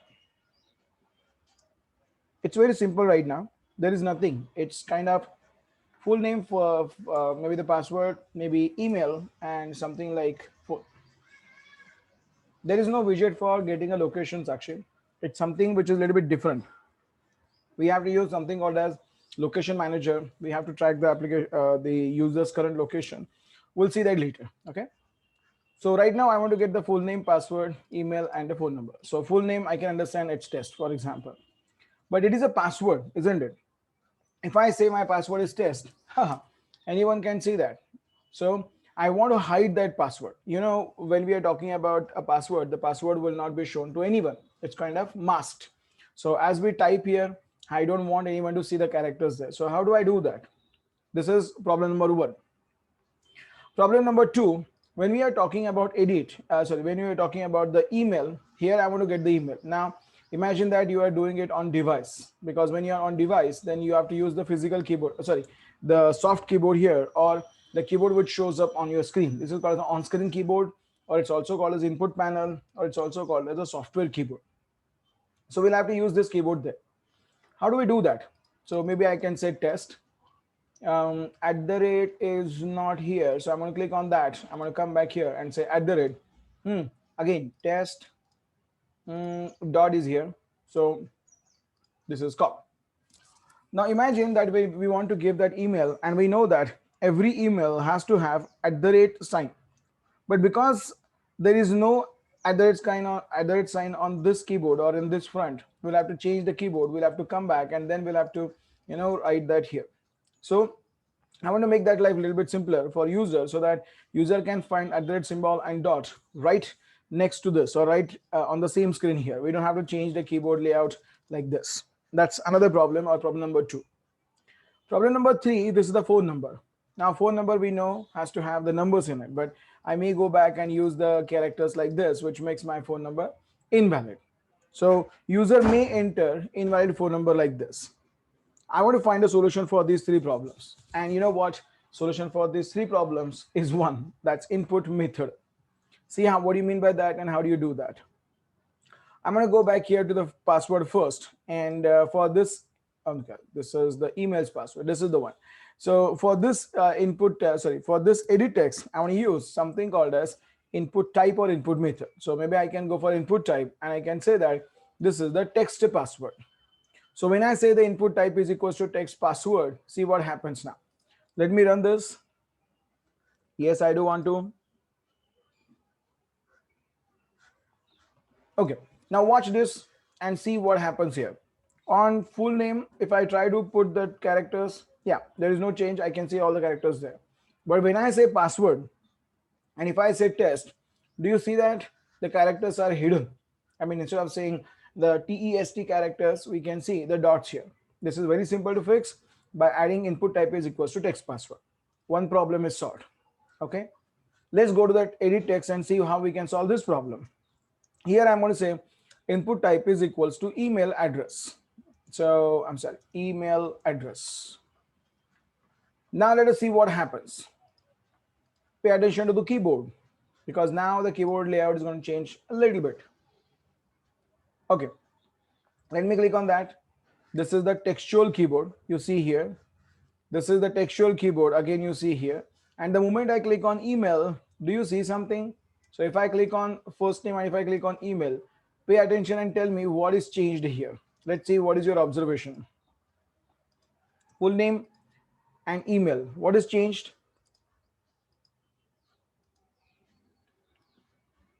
Exactly. At the rate sign is available right here. I mean, earlier, if I just click on that one, what is that? Maybe it's a comma, right? So comma is kind of replaced to with the at the rate sign, because we know in email there will be always at the rate sign needed. So we can fix it easily by saying input type is equals to text email address. And last, that's a phone number. Do the same thing again. We are going to say input type is equals to phone number. See what happens now. This is magical, guys.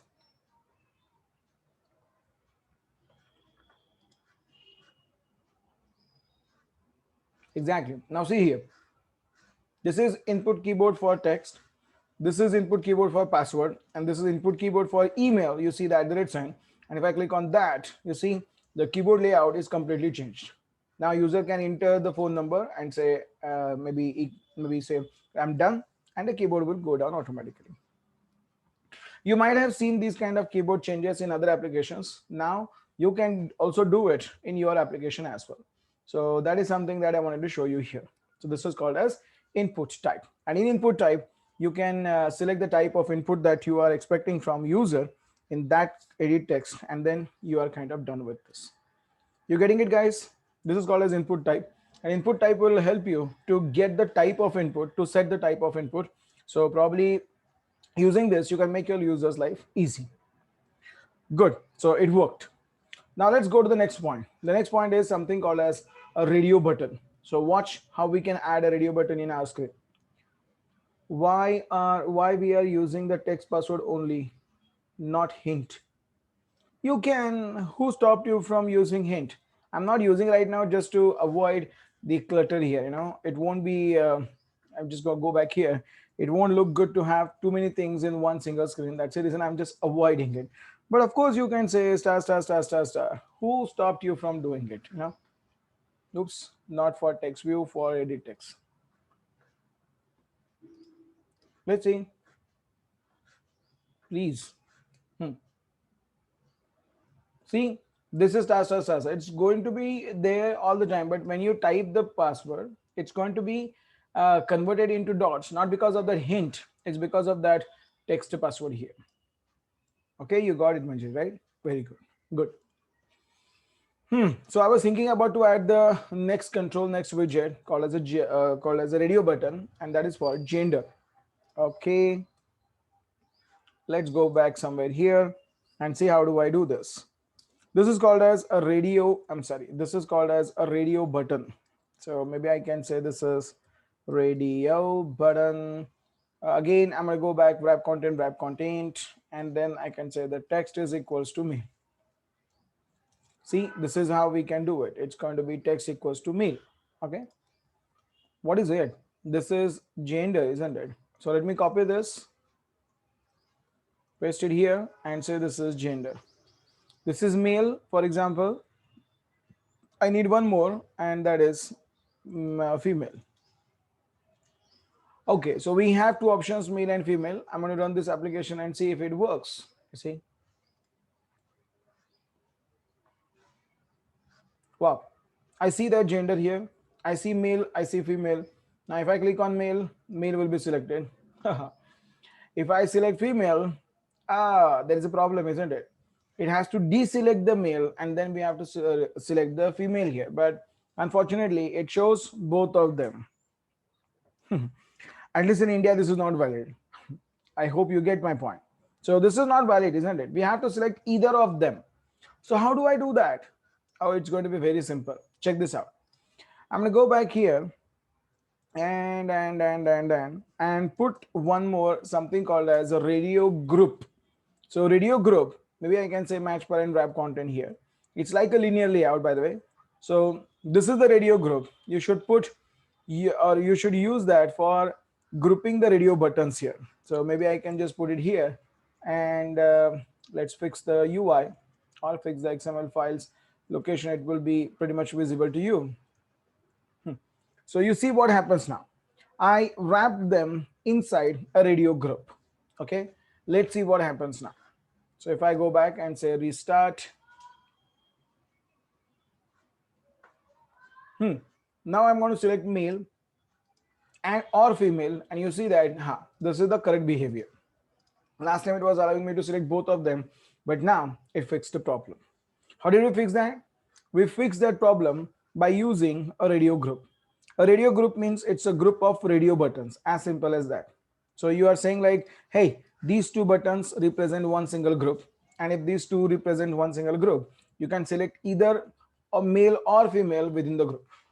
So if you're having 10 different radio buttons inside one group, you can select only one of them. That's how it is going to work. Now, actually speaking, I want to put that male and female next to each other, horizontally to each other. So a radio group is like a linear layout. So it has an orientation property. It's by default vertical. This is horizontal. I want to change it. You see, male and female, both of them now are kind of shown next to each other. Let me say restart, see if it fixes the problem. It did. I can select one of them, and yeah, I'm pretty much happy that it is working here. See how simple is that? This is the way we are creating a simple radio button here. Okay. The next one. Instead of saying favorite books, I'm going to go back. I'm going to change that favorite book to favorite language.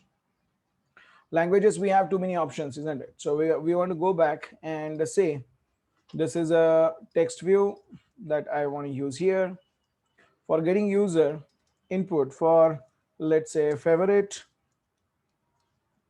languages. So now let's say I want to give user a couple of options. Let's say C, C++, Java, HTML, JavaScript, so on and so forth. How do I do that? By the way, just decide yourself whether you want to go for multiple selection or single selection. When you want to go for single selection, you have no option but to go for radio button. When you are having multiple selections, you can go for something called as a checkbox. So here, I want user to select multiple options. So I'm going to go back here and say checkbox. Checkbox, wrap content. Maybe I can say a text like C. So this is C. Let's go back and add one more, that's C++. Let's add one more. Let's say HTML plus CSS or I'm sorry, slash CSS. And the next one here is Java. The next one here is JavaScript, and so on and so forth. You decide how many options you want to provide there. So this is JavaScript, or maybe I can just run this here again and see if it fixes the problem. I can see the favorite languages here. Good part is I can select multiple options here. So if I like C and C++, not like HTML and Java I like, but I like JavaScript, I can select the options here. Here, when I select male or female, you see it's male or female. It's like you cannot set both of them together. That's why we have used a radio button. But here we want to provide multiple options. So that's the reason why we are using checkbox here. So checkbox and radio button, both of them will work similarly. The only difference is radio button will allow you to have only one single selection, while checkbox will allow you to have multiple selections there. So this is the difference between checkbox and radio button. And probably you see both of them are working fine here. Okay, so right now all of them are listed one next to each other vertically. I want to put them in one next to each other horizontally. This orientation can be achieved by using one more linear layout. There is no separate layout for checkboxes like we had a layout for buttons, that's radio group, so there is nothing for a radio button. Sorry, there's nothing for checkbox. So you can go with a linear layout, let's say match parent wrap content like this, and you know the trick. You have to go back and say this is a orientation which is equals to horizontal, and put all of them, all the checkboxes inside this linear layout. This is how we can do it. Okay, so this is my checkbox, and you see that all of them are now placed in one single line horizontally.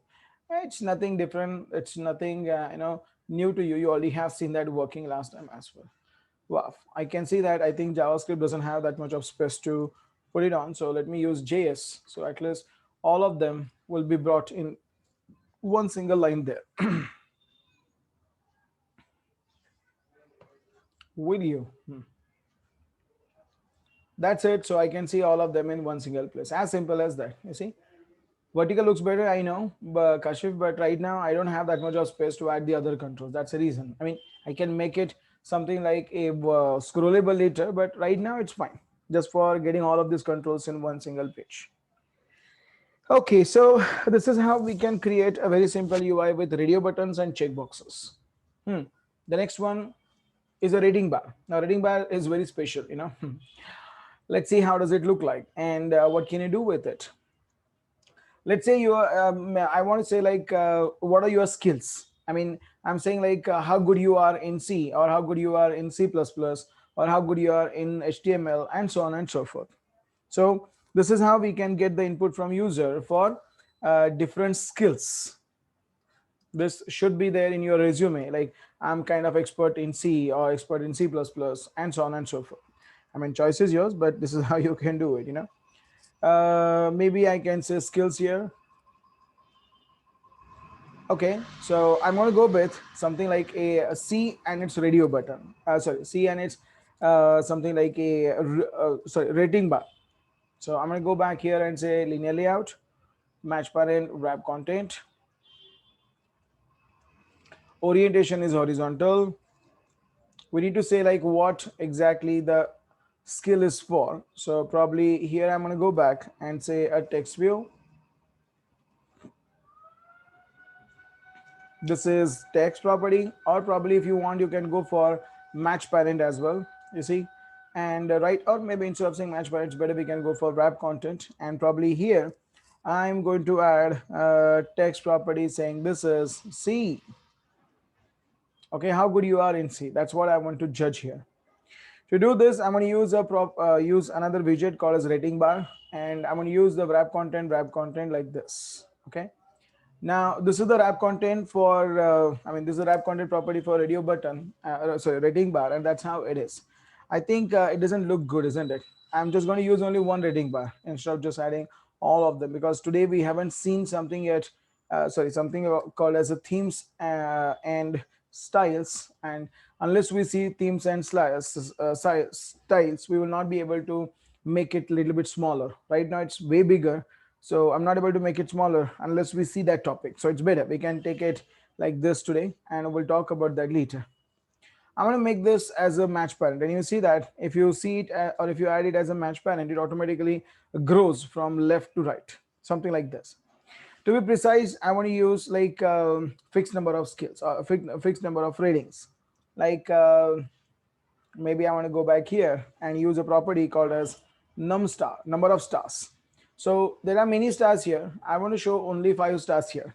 So my rating will be for, my rating is limited to 5 stars only. So how do I do that? You see, it's num stars is equals to 5. It's not honoring my property value there. It's just because we are using something like a match parent there. So if I want to go back here and change this to wrap content, this is where you can get this as, the wrap content, and the wrap content is the one with which it will set the number of stars here. So I may go back and say 6 or 8, and you see it will automatically adjust the number of stars here. So if your rating is for 7 or for 6 or for 3 or for 4, I'm sorry, 3 or 4, you see it automatically adjusts it. So this is a kind of a rating bar. You can get the user's input for a rating. This is how you can do it. Let's see if it works. Good. You see that this is the skill, and I can ask user to give me a reading. So this is, let's say, 3 and 3.5, or 2 and 2.5, or 4 and 4.5, and so on and so forth. So this is the way you want to get the user's input, and probably it's very simple, it's very interactive, and probably this is the way you can do it. I hope you are getting it. Are you? There is nothing here, isn't it? Yeah, it's very simple, very, very, very simple. Okay. Okay, so now we are kind of done with that. I'm going to go back here and get the input from user for a date input, which is going to be something like a birthday, birth date, which is going to be something like a date picker. As I said, we will use the date picker dialog in a minute. But before that, let us see the problem with the date picker here. Date picker simply means you want to pick a date, as simple as that. Okay, it works, but I'm not sure like how do I select the date? It's too small, isn't it? Oh my God, it's terribly difficult to select the date, to select the time, to select the month. You can click on that and you can change the year, but now it becomes very difficult for me to even select the UI. It's just because your UI is not scrollable. Okay, so how do I make it scrollable then? Watch this. If there are too many things, like for example, there is a checkbox. I am so sorry for that.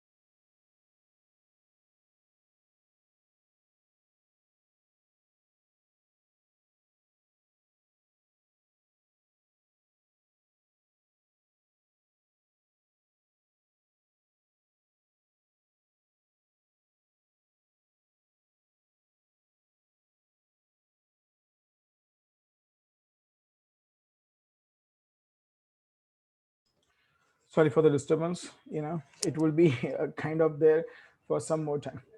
Okay, so now I was talking about when you are having all of them in place, and if I run my application, you see the problem here. The problem here is we will not be able to put all of them in one single screen like this. I mean, I'm not able to see that calendar control anymore. It's just because my screen is not scrollable. So how do I make it scrollable? That's what I was showing you. Okay, so to make it scrollable, see what is the trick here. To make it scrollable, first delete in a sense, select whatever you have added so far and cut it out. Okay, so I've removed every single thing. It's not like I removed it, it's like I cut it out. So maybe I can paste it again. Change your root element to scroll view. Because I want to make it scrollable, I need a scroll view. Within scroll view, I mean, we don't have to go for orientation equals to vertical because orientation is not the property of scroll view. Inside this, we'll have to add the linear layout, match parent, and change this orientation to vertical. What did we do?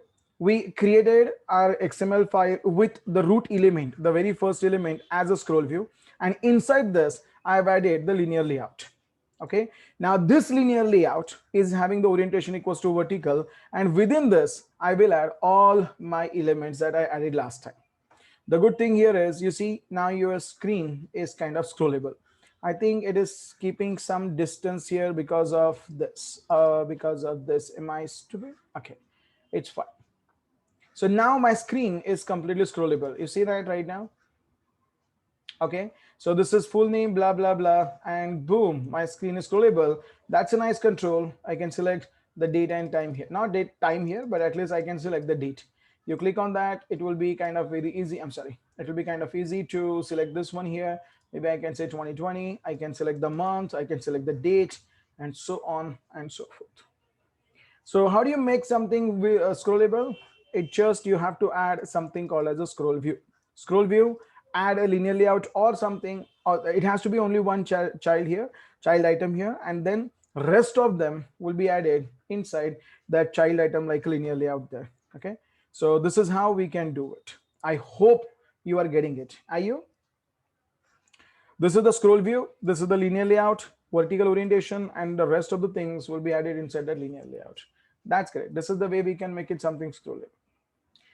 Are we going to put a mandatory mark or optional field in the forms also? It all depends on you. So for example, if I want to make it kind of a I mean, if I want to mark this as mandatory, you can put that as a very simple text, maybe something like star here. It all depends on you, Sneha.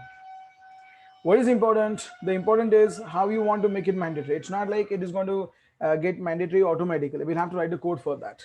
Okay. I think I'm kind of done with all the controls here. So I'm going to put those two buttons. Again, if you want, you can put a linear layout separately. We can go for them. We can have orientation equals to horizontal as usual. And we are going to add two buttons here. So that's a button, wrap content. Okay.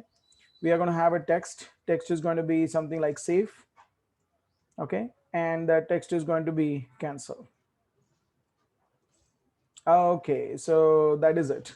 So this is save, this is cancel, as simple as that. Okay, you see that these two buttons are there as usual. It's very difficult to see that in design. Leave it, doesn't matter. When you run this application, it will look good. Oh, by the way, I'm going to add a margin on left like last time as a 10 dp, and boom, you see how simple is that. Let me run that and see this. This is the way we can do this job. I think you see the buttons. Buttons are very small, isn't it? Let's leave it. So at least we have a button here. These things are really working fine. I hope now I can see all the buttons here. I see that everything is there and things are looking good. Now I want to get the input from user and literally put them on console. Okay. So to do this, I'm going to go back here and say ID, sorry. This is an ID what? This is the full name, right? So edit full name, as simple as that. Coming back here, I want to assign the ID of password. I'm not going to show you how to do that because I already have shown you how to get the input from edit text. You can do it yourself. It just I'm making sure that everything is there as per our requirement. So this is going to be an email. That's it. So till phone number, you know how to get the input. So when you are having edit text, all we have to do there is get the input by saying dot get text dot string to string. For radio button, I need an ID again. So this is going to be radio male. This is going to be radio female, right? So this is ID for radio male. This is ID for radio female. Okay. This is checkbox. So probably I'm going to say this is the check box C, for example. This is checkbox C++. Okay. This is going to be checkbox HTML. I know it's daunting, but see, it has to be done. It has to be done like this way only, because unless you have an ID for every single element, you will not be able to get them from user. So this is going to be JS. Okay. Rating bar. So here it is. I'm going to say ID, which is going to be rating bar. That's it. And what am I missing? I think it is something like a date picker. Date picker is having an ID, something like date picker. That's it. So we are having IDs set for all the different UI elements. Oh, am I miss? Oh, that's something that I'm looking for. Fine. So now we are kind of done with this. I'm going to go back and get all of these references like edit text. You know how to do that. I don't have to tell you this. Edit text, see edit first name or edit full name. I'm not going to show you how to do that. You already have seen this earlier. Edit phone, edit password, and edit, what am I missing? Email, that's it. Sequence doesn't matter. You see? How do you put scrolling bar for birth date? There is nothing. You have to use something called as a scroll view.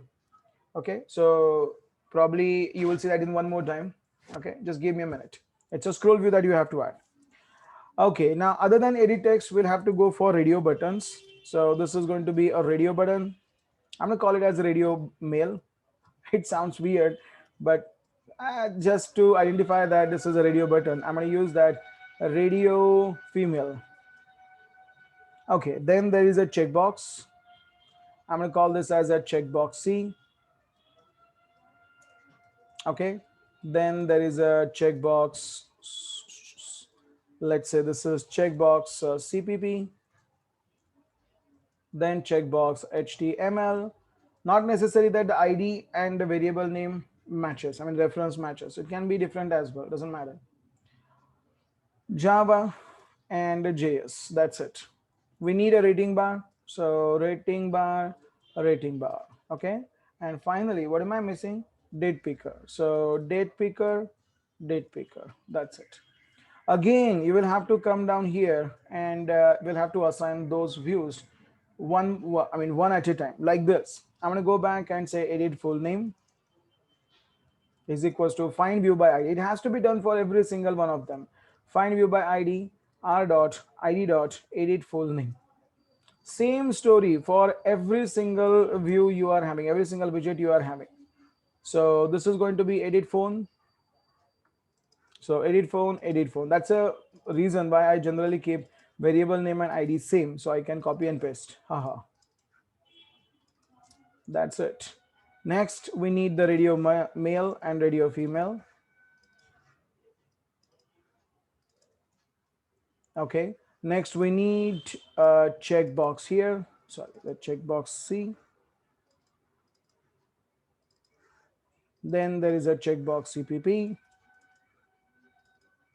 Okay, then there is a checkbox HTML. Okay, and hopefully this is the checkbox Java. Then the checkbox JS. That's it. And finally, there is a rating bar and a date picker. So this is the rating bar. And last, date picker. That's it. Rating bar, I think be small there. It's okay. So this is a kind of, the find view by ID for all of them. It's needed. So unless you call that find view by ID, you will not be able to link your reference to the UI element on screen. We need those two button handlers. So I'm going to go back here. I'm going to say this public void on cancel. Don't forget to have view v. If you forget that, you know it's going to crash. So probably it's better we can just say on create, on cancel, and on save. Okay. Coming back to XML, we saw that last time. If you want to link those handlers with your buttons, all we have to do here is go back to the button and say on click. That's it. So on click, which is equals to on, what is this? Save button, I guess. And this is for cancel. You see, oops. That is it. Now my UI is hooked up with that. I mean, my button is hooked up with those two, with those two handlers. You know how to handle on cancel. It's going to be as simple as finish. That's it.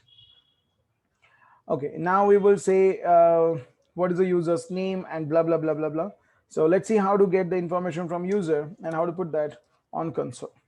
So it's going to be again log.e. This is where we want to put the main activity. Now, instead of just showing that main activity all the time, I'm going to create a variable here, which is going to be string, better, we'll say final, let's say static, final static string, which is equals to tag, and I'll call it as main activity. See, when you're talking about that log is going to tell you like which activity or which component in your application has generated this log. And that's the reason with the first tag property or the tag parameter, we can say, okay, this is generated by main activity. Now you decide what you want to put there. Generally, we put the component name like main activity here. Now I want to put the full name. You know how to get the full name from user. So you can say this is going to be edit full name dot get text dot, sorry, dot get text dot toString. Okay. Next, we will get the all details. This is the full name, you know. Next is the password, I guess. So I'm going to go back and say the password. You know how to do that. It's going to be edit password, you see. Next one is email. So I'm going to go back here and say email. Hopefully you know that. This is something we already have seen earlier. And the next one is the phone number. You see, that's the phone number. So this is going to be edit phone number. As simple as that. Log.e writing is compulsory. Yes, it is kind of compulsory for now. We'll talk about that log.e, log.w, log.i, and log. This other.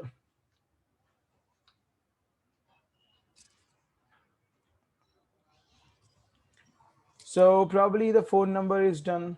Now we want to go for gender. Now see how to get the gender here. Okay. So to get the gender, I'm going to say if, what is the name of it? I think radio. If radio male is checked or is selected, probably you can go for is checked or is selected, both of them. Is checked is the better.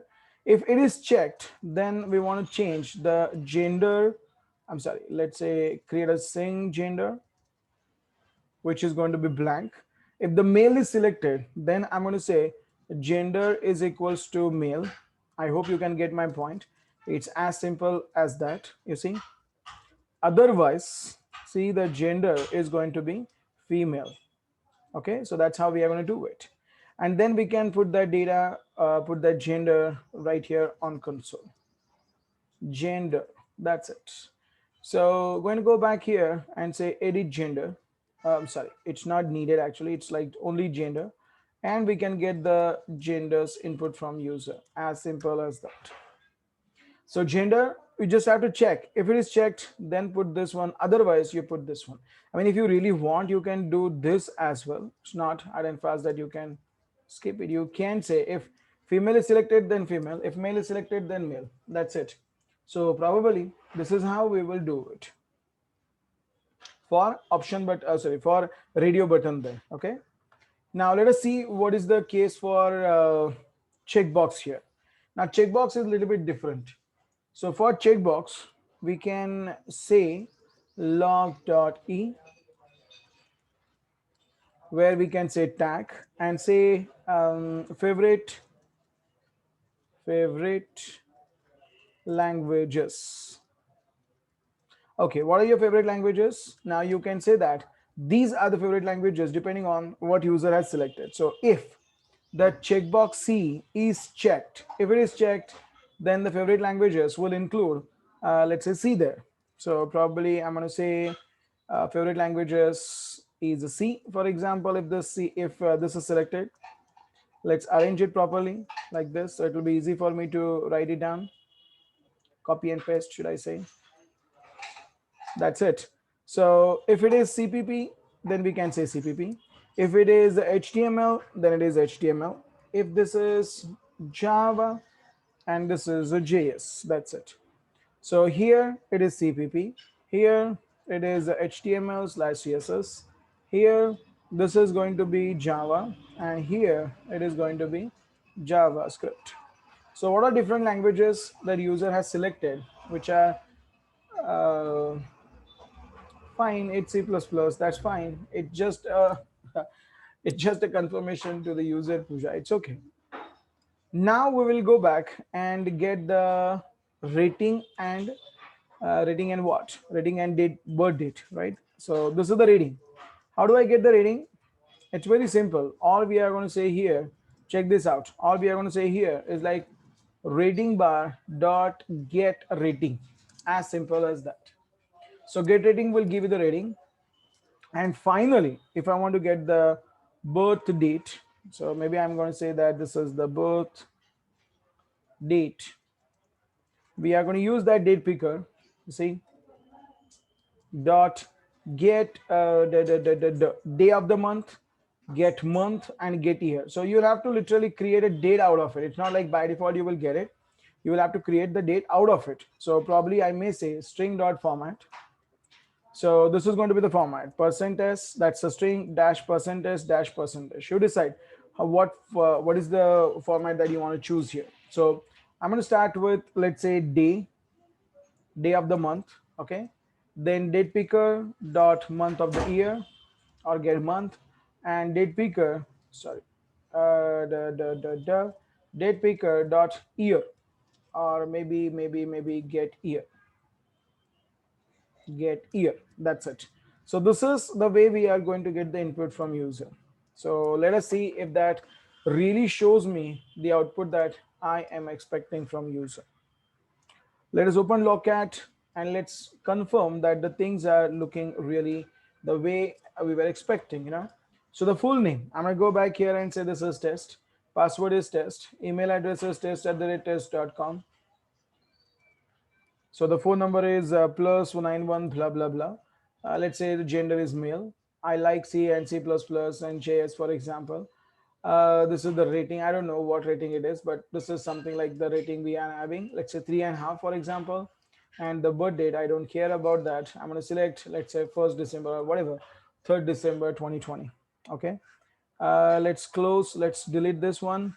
And let's click on the save button. So when I say save button, let us see whether the data we have entered, is it really coming back or not.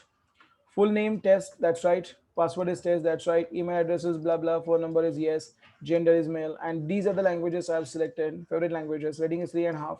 The birth date is 3/11/2020. Okay. Actually speaking, when you say 11, 11 is going to start from 0. So don't consider that 11 as kind of a November. It's like you are going to say that it is as a December here because it starts from 0. Okay. Now, whatever we added here as a tag, it shows right here. So this is the main activity. This is the tag. Tag, you can consider this as more information about your log. So this is my actual log. This is my actual statement. But just to let the user know like which screen is generating it, or more information about this log, we can also add a tag. Tag is like when you are traveling, maybe you can add a tag on your suitcase so that you can identify your suitcase from bunch of others. This is going to identify your message that, okay, let me see what are the different messages generated by my activity here. And you can see that this is the main activity and all of them are generated by your main activity. That's how we can do it. Okay, so now hopefully you can get all the input from user and probably see this data. I can send that later to my Express application and the data will be saved in database, as simple as that. Okay, so this is how we are kind of doing the job here. Guys, are you there? Are you getting it? Any questions so far? Any trouble understanding? Okay. That's great. So if you are getting it, that's great. This is what exactly I was expecting that application to give me the data for the user. And yeah, that really worked. Yes, Ignat, what are you saying? If I want the current date automatically when user logs in, oh, that is something like a date object. In Java, you know that, right? Date equals to date, date equals to new date, date equals to new date. That will give you the current date. For example, right here. For example, you can say something like date. That is a Java. It's not Android, by the way. Date is equals to new date, and this is going to be the current date, right? So this is today's date. If you just try to print that on console, you will see it is a today. This is how we can do it. This is the way you can do it. Okay. Sir, in date picker. What your question? How can we go to the birth date in format like blah blah blah blah in edit text, and after click on that the calendar will pop up, otherwise it will only show blah blah blah blah. Okay, wait for that. Later on we are going to see something called as a dialogues, and one of the dialogues is called as date picker dialog. I don't want to show that today right now. It will take some more time, but yes, if you can see here, instead of showing it as a date picker, I showed that as a date picker dialog. So I will tell you like how to use a date picker dialog. Today, let's see the problem. The main problem is it uses so much of space, which is kind of unusable for me. I mean, it unnecessarily uses this much of width, right? And I have to make my screen scrollable. It's of no use when I directly put that on my screen. It's better I can use a button, and clicking on that button, it automatically will show up that dialog where I can select the date, and the dialog will automatically go off. This is exactly what we are going to do, not today but later, when we understand what is the way to show a dialogue later. So there are bunch of dialogues that we have to use. One of the dialogues is like date picker dialog, and another one is time picker dialog. Both of them will be used for selecting date and time respectively. Okay, so this is how we can do it. So later we'll see how to do that. Okay, good. So now we know how to design a registration page, and probably we are already done with that. So if you want, you can add a few more details as per your requirement, and probably when you click on cancel, it's going back. I mean, it goes back, and there is nothing here. So my activity kind of unloaded from memory or unloaded from screen. So where are we now? We know now how to create an activity. We now know how to add different widgets into it. We know now how to get the input from user, and we know now the input how to print that on console. It looks fantastic to get the application at this stage. I think on the very second day. So probably we can make good progress now. I mean, we already have made the good progress, but now today we will have a couple of more tasks to do, and I'm damn sure that you will be able to easily do it. So let us understand this now. How do I add multiple activities, and how do I, just send the data from one application, or sorry, one activity to another activity, or how can I switch back from first to second or second to first? So what am I trying to say here is this. It's not very often to see an application having only one screen. Most of the times when you are creating an application, you will see there are a bunch of screens, bunch of activities there. So probably this is what exactly you might say. Maybe I can say there will be a screen here, something called as, let's say, login activity. You see, there is input for username, there is an input for password, there is a button here, and there is a button here. You know that this is going to be a login, for example, and this is going to be the sign up, for example. So there I'm going to put the username and password, and if I already have the username and password, I can use it here and I can log in. But if you do not have the username and password, so this is the login button, for example, and this is the sign up or register button. I'm going to call it as sign up. Okay, so if I'm having the username and password, I can directly put that here and I can get the login done. But if I do not have the username and password, I generally will go back to another activity somewhere here, another screen somewhere here, where I can ask user to register. So this is going to be the sign up activity, for example. Okay, and this is where I will get the input from user, like user's name, email, password, blah blah blah blah blah, and then there will be a button to register, or there will be a button to cancel this out. So probably I can say the sign up, or as usual, cancel. So this is the general scenario. And you can see that when in your application, this application as well, there are two activities. Maybe if this is the transition, guys. So if I say sign up, this is going to open the sign up activity here. This is exactly what I want to do here. But if the user signs up, user already has signed up, and user already has the username and password. So user logs in successfully by using the username and the password he has entered. So probably I may give user a kind of another UI somewhere here. Ha ha ha. Doesn't look good, I know, but for understanding, it's okay. So this is where I'm going to go back and say the main activity, or let's say something like a something. I'm sorry, something like a home activity. You can call it as main or home, doesn't matter. So maybe here in my main activity or home activity, I will let the user in only when user logs in successfully.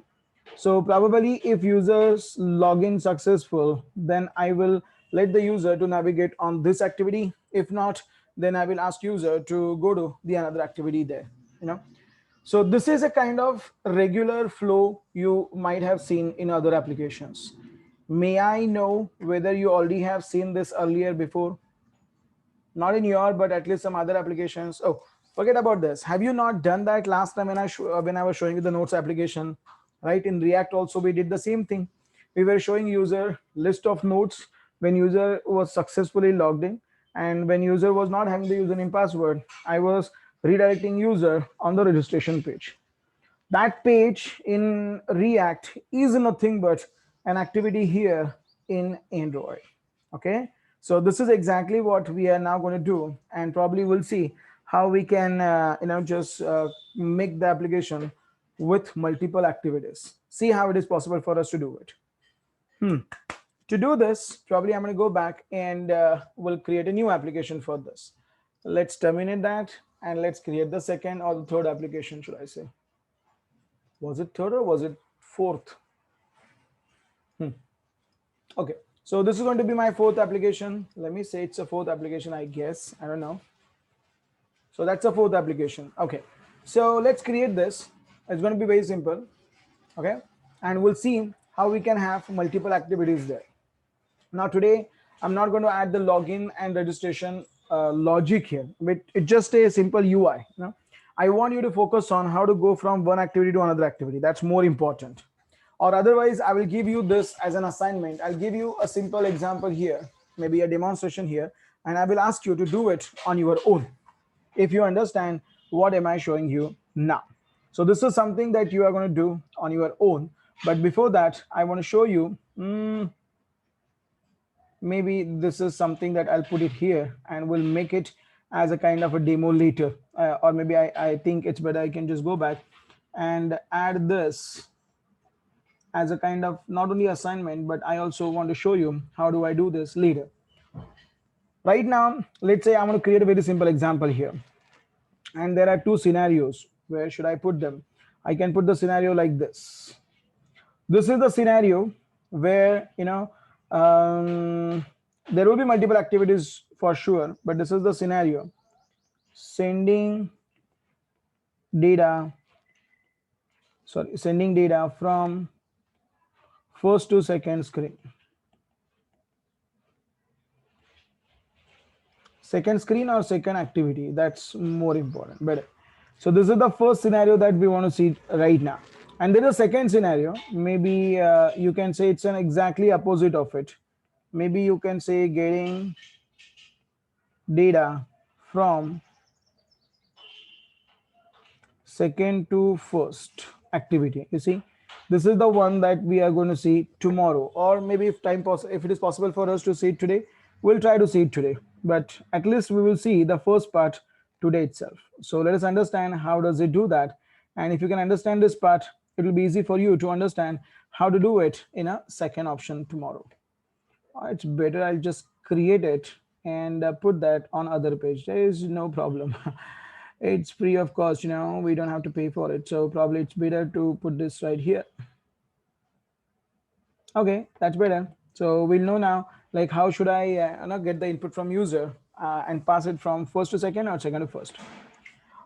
Okay, so let us see what is the option here. The option here is this. This is my activity, you know, in my activity right now. This is a kind of input that I'm going to get from user. Watch this and understand this.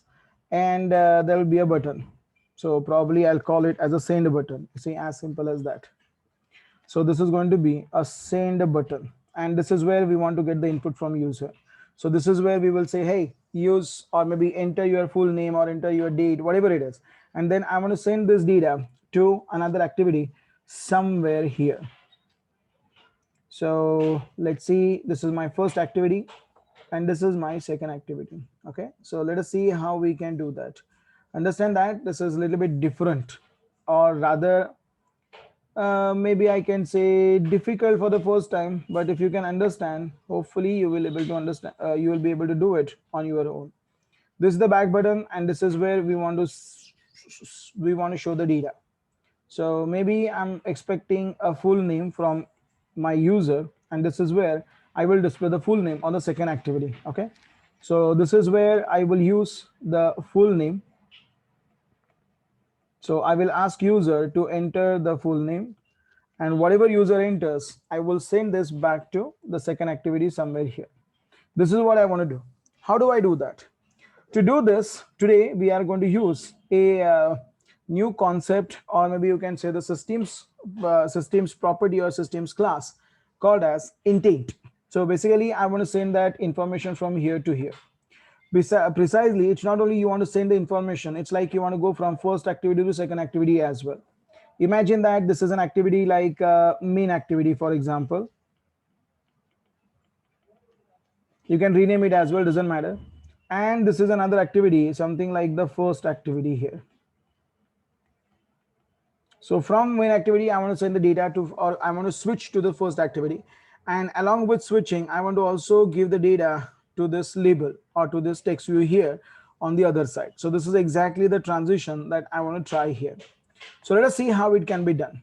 It's very simple, but pay attention to get the concept behind it. Okay, see this. I'm going to go back first and create, oh, main activity is already there.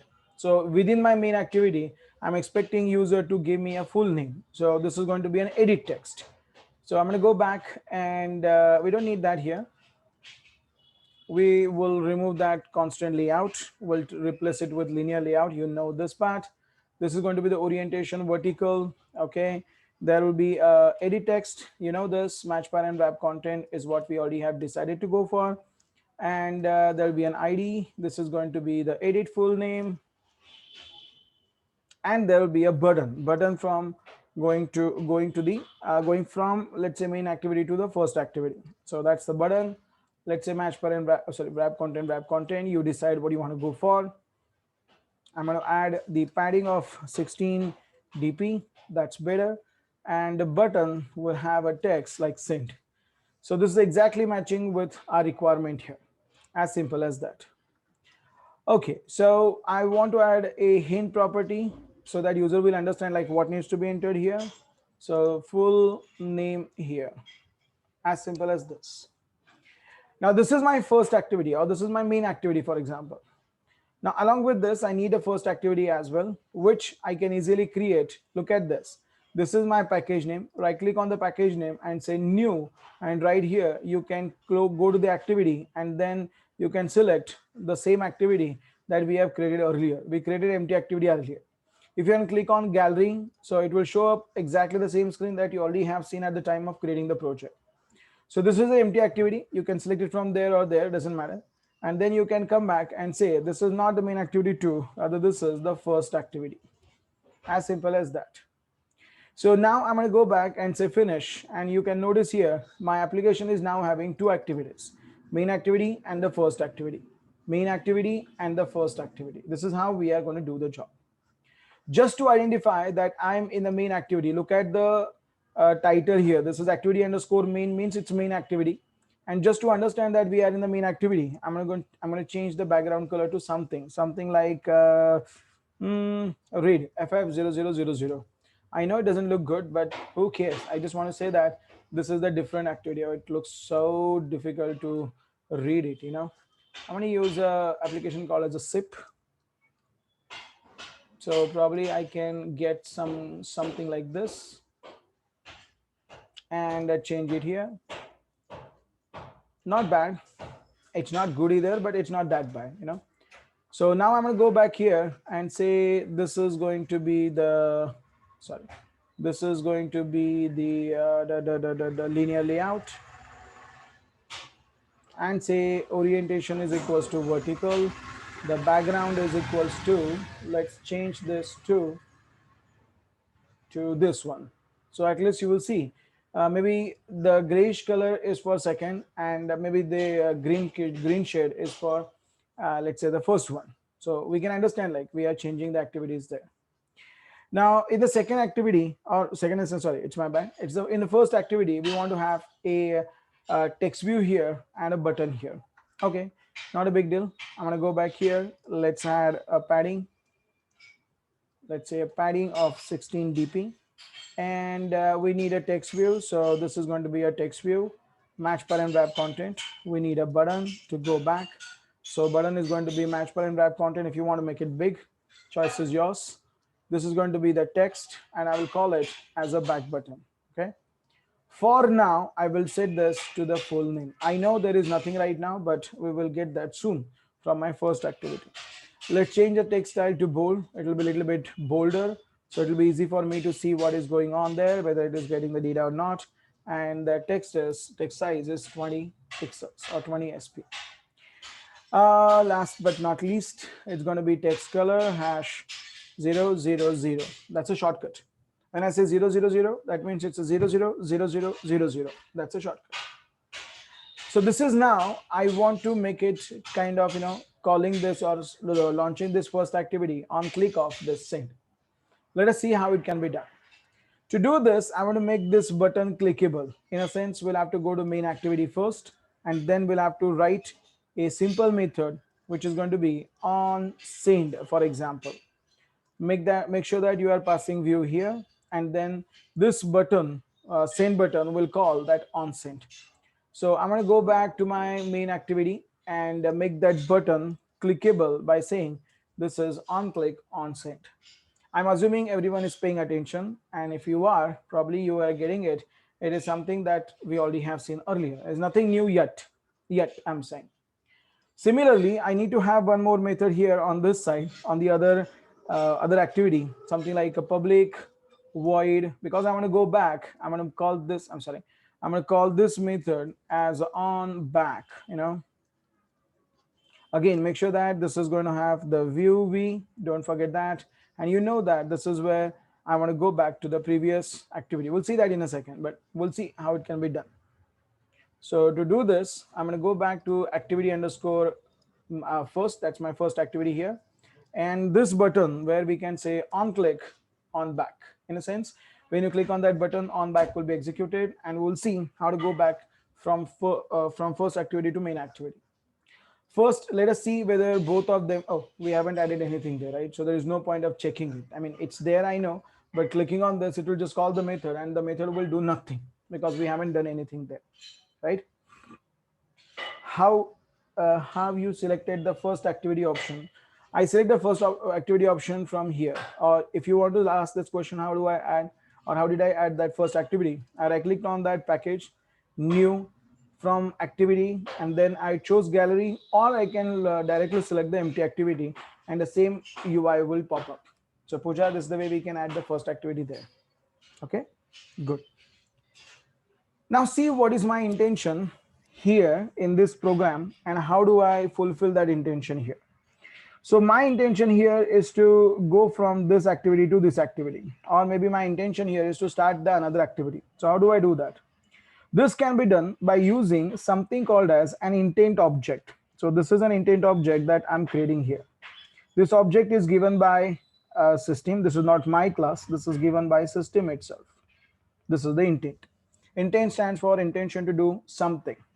Intention or intent will have a few parameters, few properties.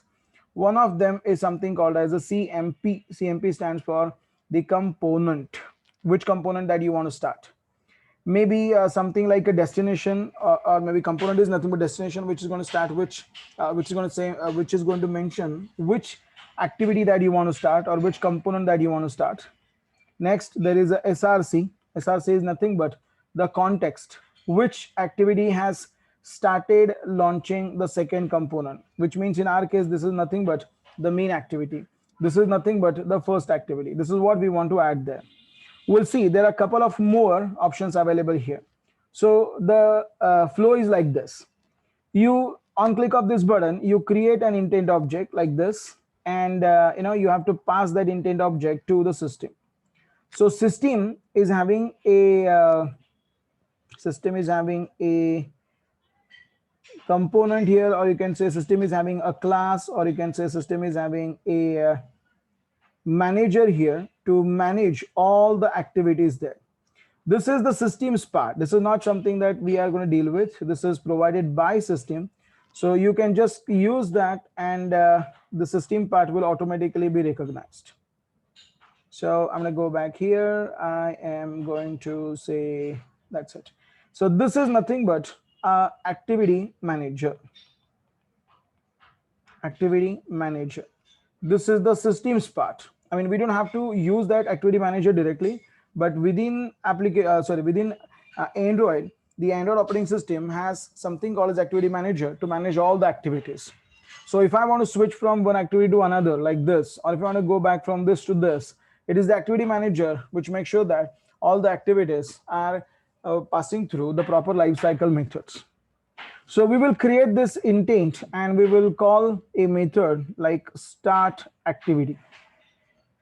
Start activity. This is the name of that method that we are supposed to call. And this method literally will start the new activity. So start activity is the method which will take that intent and which will pass that intent to the activity manager. Now activity manager will see this and will say that, hey, the SRC is nothing but the main activity here. So better we can use a small brush here, and then I can say this is nothing but the main activity, because this is the one which is starting that flow. This is the main activity. The component is nothing but a destination, which in this case is going to be the first activity.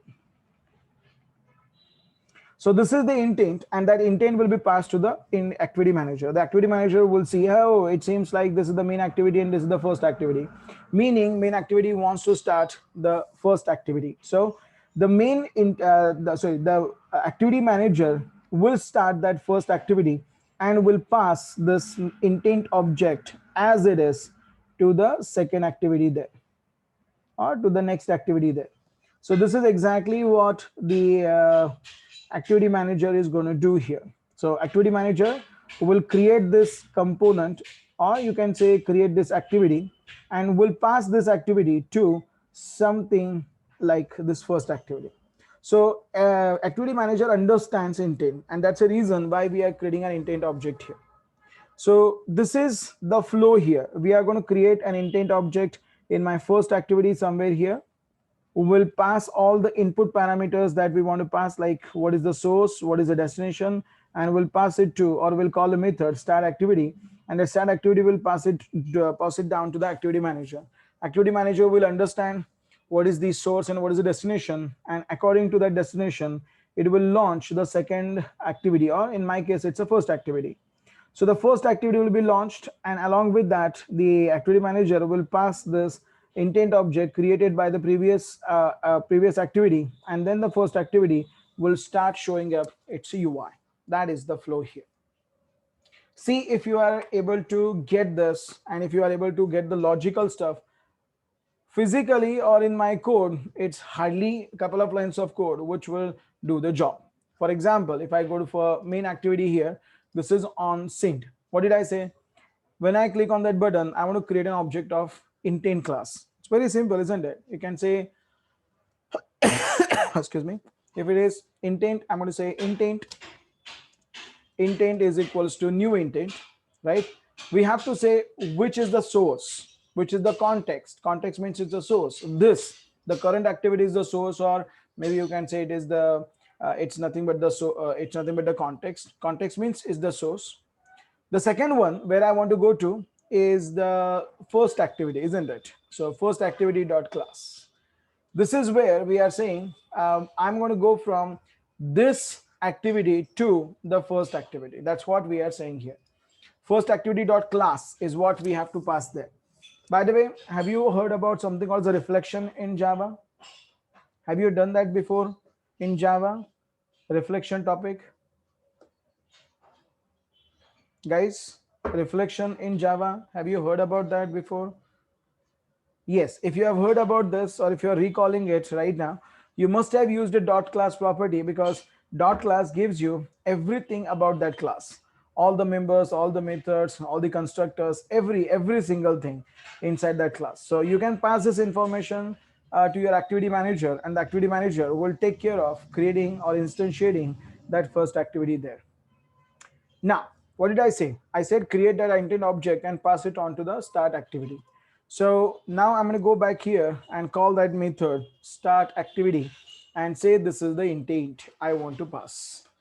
That is it. I mean, it's as simple as that. Do you see? If I want to go from first activity to second activity, in this case, if I want to go from main activity to first activity, all we have to do here is create an intent object and call start activity.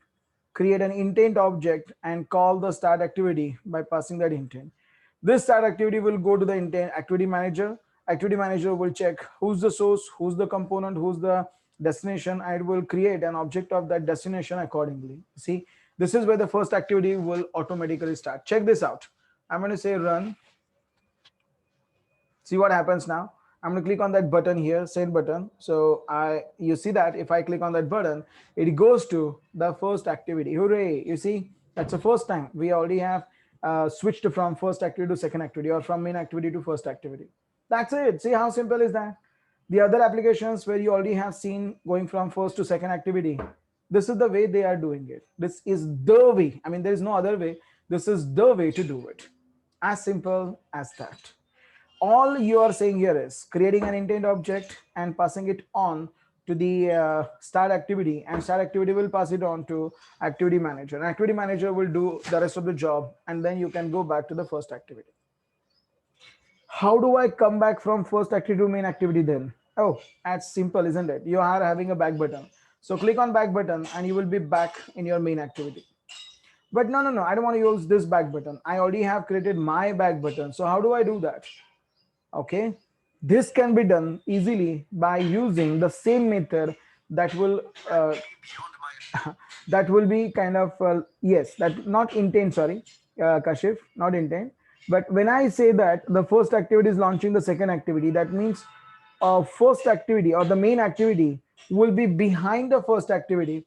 In short, the first activity will be on top of main activity. So behind this main activities UI is kind of paused. So if I want to see that main activity again, all I need to do here is just close the first activity. Now, can you tell me how do I close the first activity? Yes, Suyog, that's right. How do I close the first activity? It's finish. Have you seen that before? Yes, that's it. So when you click on back, all you need to do here is call finish. You are done. You are really done. Go back to the first activity. This is on back, and I'm going to call finish. So when I call finish and when I say run, probably you can say that the application now is going to look at that. The now application is going to say send. It's going to launch the second activity, and if I click on back, it will come back on the main activity.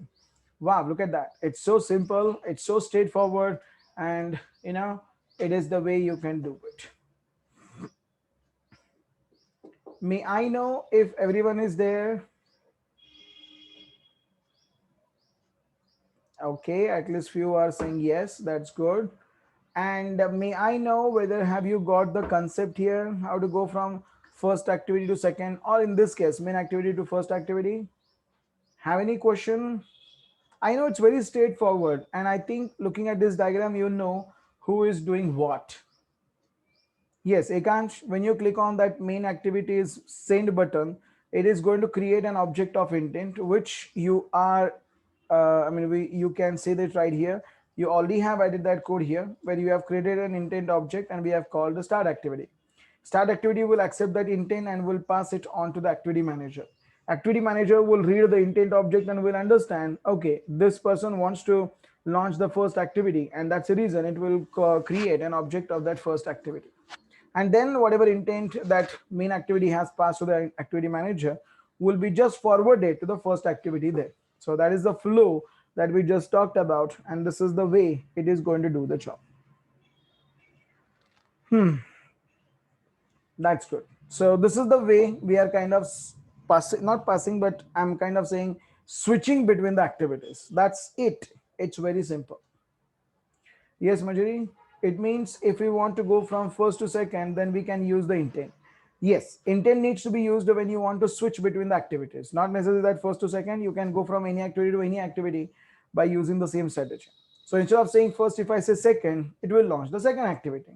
Instead of second, if I say login, it will launch the login activity. As simple as that. Okay.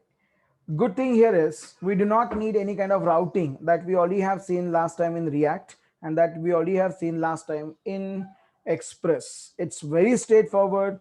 All we have to do there is just call a method like start activity by creating an object of it, object of that intent, and you are done. This is the way you should do it. Okay, did you notice something what I said last time? I said whatever intent object you are creating here in main activity will be passed as it is to the second or the destination activity. Now, when I say as it is, whatever you want to add here, I mean, for example, this is my intent object.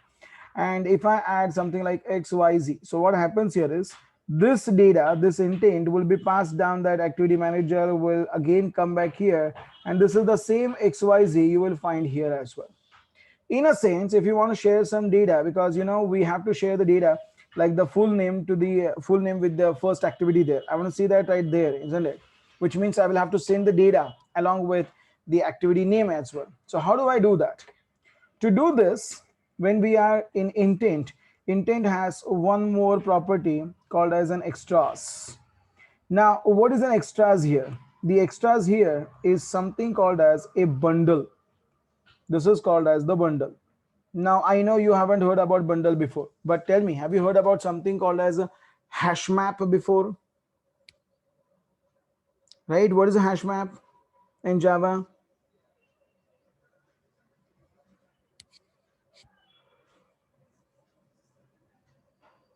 What is a hash map in Java? It's a key value pair collection. Exactly, collection of key value pairs. So exactly similar hash map is given in Android as a kind of a bundle. It's not a hash map. It's a similar to hash map. It's better than hash map. It's faster than hash map. So there is something called as a bundle, and bundle is nothing but the key value pairs collection. So probably what I'm going to do here is I'm going to go back and we'll create a table here. This table will contain two things. I mean, the two columns precisely. One is the key and second one is the value. As simple as that. So there will be key and there will be value. Okay. And then based on your requirement, you can add any key and any value there. So probably if I say something like this, maybe I want to send the name or the full name to the full name to the second activity there. So probably I can say something like the full underscore name or full name y underscore. We are in Java. So do what, when you are in Rome, do what Romans do. So full name, this is the key, for example. It doesn't look good. Wait a sec. Full name. Okay. And along with this, if I say XYZ, whatever user has entered, let's say if I put that XYZ here, the same object, whatever is there inside my main activities intent, it will be shared with the first activity. In a sense, whatever is here will be there inside that object, which means if I put that data inside my intent object created in main activity, it will be available with the second activity or with the first activity with the help of the same object intent, the one which we have created here. And that is the logic behind sharing the data amongst multiple components or amongst the multiple activities. So if I want to share the data, it's not that obvious. You have to pass this data through something like an intent. So intent will carry that data along with that extras bundle. And that extras bundle is kind of similar to the hash map which you already have seen in Java. So if I want to do it in this way, probably I'm going to go back and see. This is the main activity. This is my full name. This is the edit full name here. So I'm going to go back and first create a reference for it. Edit text, edit full name. We know that if I want to get the input from user, we'll have to go and say this is the find view by ID, r dot id dot edit full name. This is something we already have done quite a few times. And now, oops, I'm so stupid. No one stopped me actually. I shouldn't have done that. It should be done in the main activity, isn't it? I'm in the wrong activity here.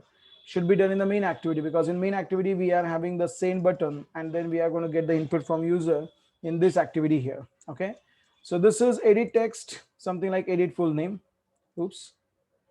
And somewhere here, we are going to say edit full name, find view by ID, r dot id dot edit full name. You see?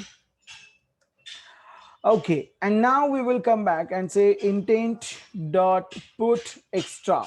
So this is the method that we are going to use. Put extra will ask you to pass two parameters. One is the key and the second one is the value. So I'm going to keep a key like full name, and the value would be something like edit full name dot get text dot to string. As simple as that. You see that this is the way we are kind of imagining it. So full name and the value which is entered by user will go inside that intent. And if it goes to intent, probably you can understand that will automatically be available with the second activity, or in this case, it's a first activity. So if it is available in the first activity, probably I can easily get the data in the first activity, and then probably I can show that data on this text view here. That is the logic. So here I'm passing the data. Maybe I can say add the data that needs to be shared with the second activity. I mean, I'm saying second means it's a literally second, not the name second, but the second activity. Whichever is the second activity you want to share the data with, you are going to put that data by using that intent.putExtra method. This putExtra method will add that key value pair inside this extras bundle. And then when you call start activity, it's going to call that, it's going to pass that intent object to activity manager, which will pass that intent object to the second activity. In a sense, excuse me, in this case, the name of that activity is first activity. So that's how it is going to do the job. This is the full name, which is going to get the user's input and will add that inside the intent. And when I say start activity, it is going to go back to the first activity. So inside my first activity, I'll have to get that text view. So I'm going to put the data here. So if I want to put the data here, I'll have to pass an ID there. So I'm going to call it as a text full name. Understand this, it's not like very often that we need to use or need to pass that ID to text view. ID will be given to only those controls which we want to access inside our code, inside our Java code. So whatever you do programmatically, that can be done or that has to be done with an object of that UI element. And it's not only the object of that UI element is important, it's the reference is also important. So how will you connect that reference to that object? This can be done by using that ID. And that's the reason why am I passing that ID to the text view. You might ask that question because last time we have used many different text views, but we haven't supplied a ID to any one of them. Why? The reason was very simple. Last time we were not showing any input, any value inside the text view programmatically. We were only getting the values from edit text, right?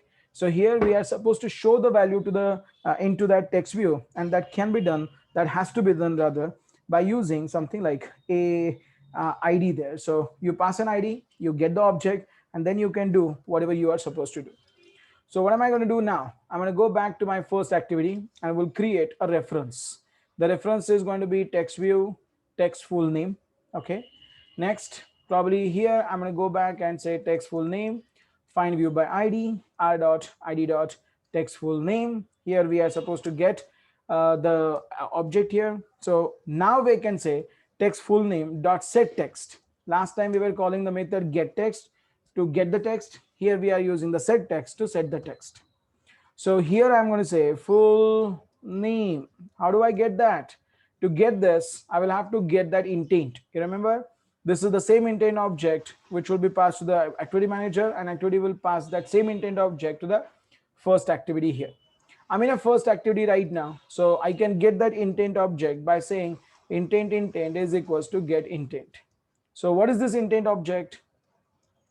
Get the intent object given by or passed by previous activity. So what was the previous activity? The previous activity was the main activity. So main activity has given this intent to the first activity, and that first activity is now accessing the intent. How do I get the name from it? I hope you can understand. Last time we have used a key that's full name. So I'm going to go back and say full name is equals to intent dot get, what was that? String, isn't it? So intent dot get string extra with the key, something called as the full name. If you're wondering, like, how do you know that this is the full name key that I have to use here? I know that because in my main activity, I have added that right here. So whatever key you are using here, and of course, I know that this is toString, meaning I've added a string. Whatever key you are using here and whatever string you want to get it from that intent will be done by using intent.get string extra, because I know that's a string data. And this is the key full name. This is where we will get the full name. And that full name will be appended to the text view. This is the way you can do that. Let me run this code and see if that really works. I mean, whatever I just explained here, you put that data into the intent will pass it on to the activity manager will pass that same intent object to the first activity, and the first activity will show that intent's full name value, that's XYZ, whatever it is, into that text view. Let's see if that really works. I'm going to say, what's the full name? The full name is, say, Steve Jobs. And if I click on send, if I click on send, look, full name is equals to Steve Jobs. I'm not hardcoding this value. I'm just going to go back here and change this to something like Bill Gates, So if I say send, look, I see the full name is equals to Bill Gates. Whatever you are going to enter here, so that will be kind of sent to the next activity. I hope you are getting it. So maybe I can say Larry Page, for example. If I say send, you see that's a Larry Page. That's it. Sergey Brin, whatever you decide what you want to pass. That's it. So what I just showed you here, I mean, what I just gave you an understanding of this entire diagram, it's what I just implemented there inside my application. There are two activities there in my application, main activity and first activity. We are jumping from main activity to first activity first, and then we are kind of, along with that, we are passing the data. The data is nothing but as simple as a full name, a string value. We are passing it by using an extras bundle, and that extras bundle will get passed along with the intent object into the second activity. The second, in the sense, in this case, it's a first activity, that's a class name. We'll get that we'll get that intent object first, and we'll read the value of that key full name, and then we'll put that data on the text view. That's how we are supposed to do it, and that's how we did it. Okay, now can you tell me if you are getting it? And if you're getting it, then probably have you understood like how the data is getting passed here? I mean, last time we did the same thing. We went to first activity from main activity. That's fine. We did that. But have you understood the concept behind it? How the data is getting transferred from first to second activity? Are you sure about that? You're saying yes, but are you sure about this? Okay. If you're saying yes, I mean, if you say so, I'll believe you. If you say that you are getting it, that's very good. And that's how we are going to do it. Okay. Okay, so I think that makes a lot of sense now, right? So we are not only, should I explain the extras part again? Fine. What is an extras here? Extras in the intent is nothing but a key value pair, maybe a collection of key value pairs. You can add as much keys as you want. I mean, as much key pair values as you can, and then you can simply pass that to the intent, and the intent is going to get passed to the start activity, and that activity manager will get the intent object along with the extras that is maintained internally, so that is how we are kind of getting the intent object here with all the key value pairs, and then we can say activity manager is going to pass that intent object to the first activity here, which I'm talking about the flow. So this is exactly flow what we have done there, and that is exactly what you can see in your code as well. You see, if you want to put the numbering there, so the first thing is user is going to enter the value. Second thing is where we are creating an intent object. Third thing is where we are calling that method start activity. Start activity is going to the activity manager behind the scene. We cannot see that fourth step here because that is the systems part. This is going to call that, or this is going to pass that intent object to the second activity. In this case, the name of that activity is the first activity. And in the sixth state, we are passing it, or we are showing it onto that text view there. That's exactly the flow I just explained here. So the flow is like this: from here to here, from here to here, from here to here, from here to here, from here to here, and then you can say from here to here. Getting it? Very good. So that's exactly the flow I just explained earlier. And you see that this is kind of, the way we can pass the data from first activity to second activity. I hope Ekanksha are getting it. Okay. So now we know how to go from first activity to second activity along with the data. I mean, it's not like we are just going there empty handed. It doesn't look good, isn't it? It's not a etiquette here. I mean, if you are going to visit some place, you generally will carry something, maybe the sweets, for example, for this, for the guys there, right? You are going to meet there. So like that, like those sweets in the real world, I'm carrying my data along with me. So I'm going to go from main activity to first activity. And along with that, I'm carrying some sweets. That sweet is nothing but full name. And that sweet, I'm going to hand it over to the first activity. That's exactly what is going to happen in the application as well. That's a different story. Sometimes if I get the sweet and along the path, I may test couple of them. So the sweet quantity may get reduced depending on who is carrying it.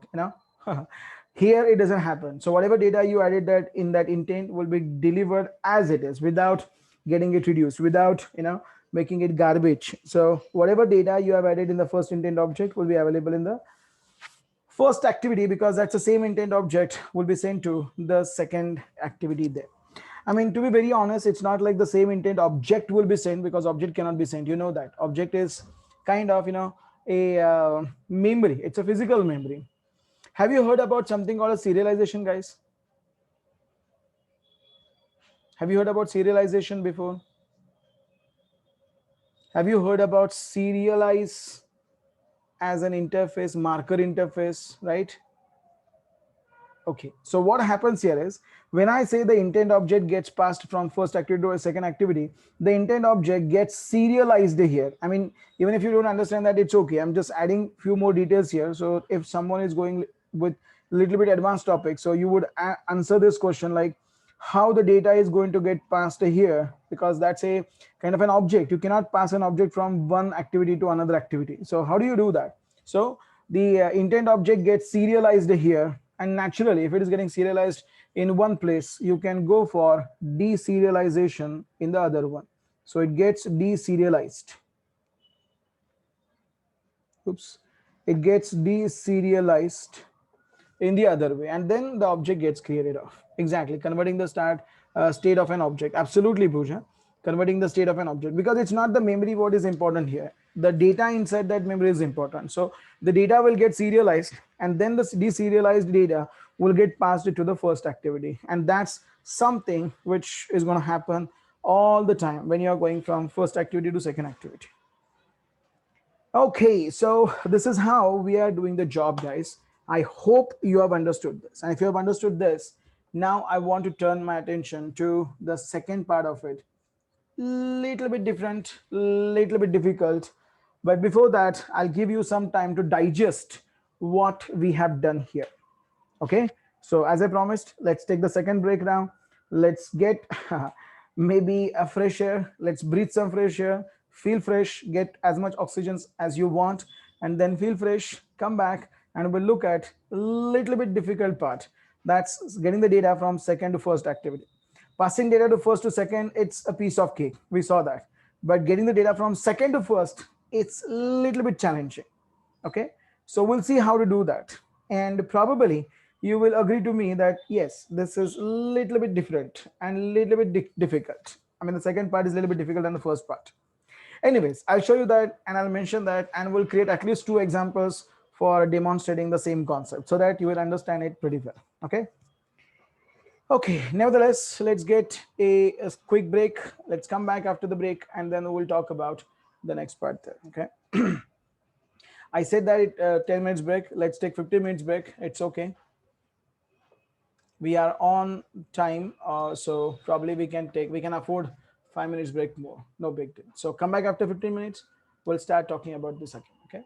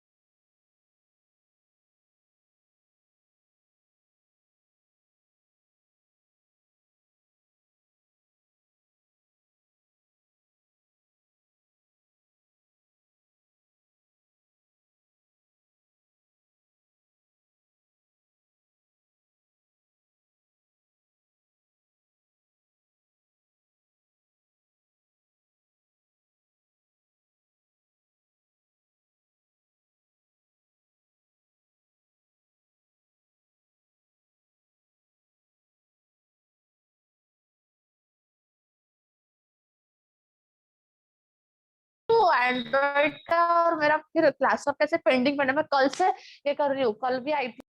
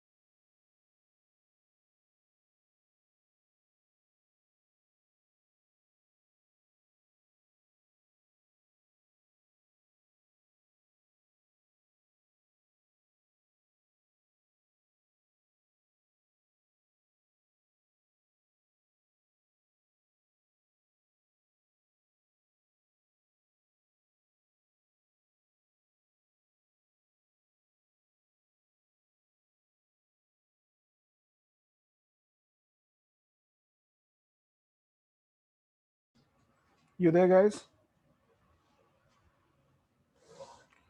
Okay. Very good. So if you're there, let's continue then. Okay. This is the last program for today. I mean, last in a sense, the last concept for today, not program, last concept for today. So let us see how we can do it. Okay. So probably this is an example where we are kind of maybe getting the data from the second activity to the first activity. It's exactly opposite of what we have done right now. So we were kind of sending the data from a first activity to second activity like this. Now we are going to do it in exactly opposite order. So see how it has to be done. First, let me show you the concept. And if you understand the concept, writing the code is a piece of cake, as I said earlier as well. So this is going to be the case. There will be an activity here. Okay, this is an activity as usual. This is another activity. Maybe I can say that this is an activity where we want to display the data. Exactly opposite of what we have done there. We can call it as something like a main activity, like what we are going to use there in our application. Here we are going to use a text view, not the edit text. Here we want to say something like the full name. For example, we'll say the full name right here, and we will display that here. And instead of having a send button, we will have kind of get button. Now, when I say get, here we want to get the data from second activity here. So that's the get part. Okay. So get means we want to really get the data from a second activity, and we want to put that data in the first activities, maybe a kind of a text view here. So that is an intention behind writing this application.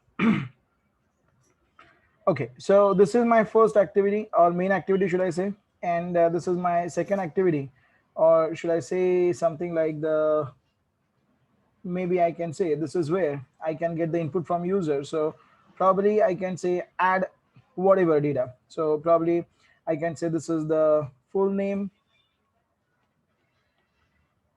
or maybe I can say this is going to be a text, sorry, edit text here. And this edit text is going to have maybe a full name. That's a placeholder, or that's something called as a hint property. So you know that now this is where we are going to get the input from user, and we will pass it on to the first activity. So that is the job that I want to do here. As usual, there is no option. I mean, when you want to go from first to second, I think instead of saying get here, I will call it as send. So this is the send button. Okay, so that's the send button, and this is what we are going to do here as well. So this is the send button, and when you click on send, I want that button to be, or I want that data to be available from here to here. That's exactly what I'm trying to do now. So as usual, if I want to go from first activity to second activity, oh, by the way, we will call something like add data activity. Whatever you can say, it doesn't matter. It's a first, second, or add data, or whatever it is. So we want to get the data from that second activity and want to push that data, want to pass the data to the first activity. That's the main, you can say, the technique behind it. So if I want to go from here to here in order to get the data, there is no option. I mean, whatever we said last time, it's like there will be an intent object. It's going to be the same thing there. So probably what I'm going to do here is, let me just bring it somewhere here, so it will be easy for me to show you the things. Not like the UI we are going to create to have that button there. I mean, we are going to create that UI, but not today. We'll see that later tomorrow with something called as a relative layout. Right now, the focus is on changing the application, changing the activities, or switching the activities. That's more important for me to do it. This is where we want to say the CMP. This is where we want to say SRC, that's the source, and CMP, that's the component, or you can say that is nothing but the destination. Okay, so probably this is where we want to say the main activity. That's the source part of it. And the component is nothing but add data activity, and so on and so forth. So we know how the data, how the intent works. Again, here there's a small change, but again, behind the scene, this is going to be exactly similar to what we have talked about last time.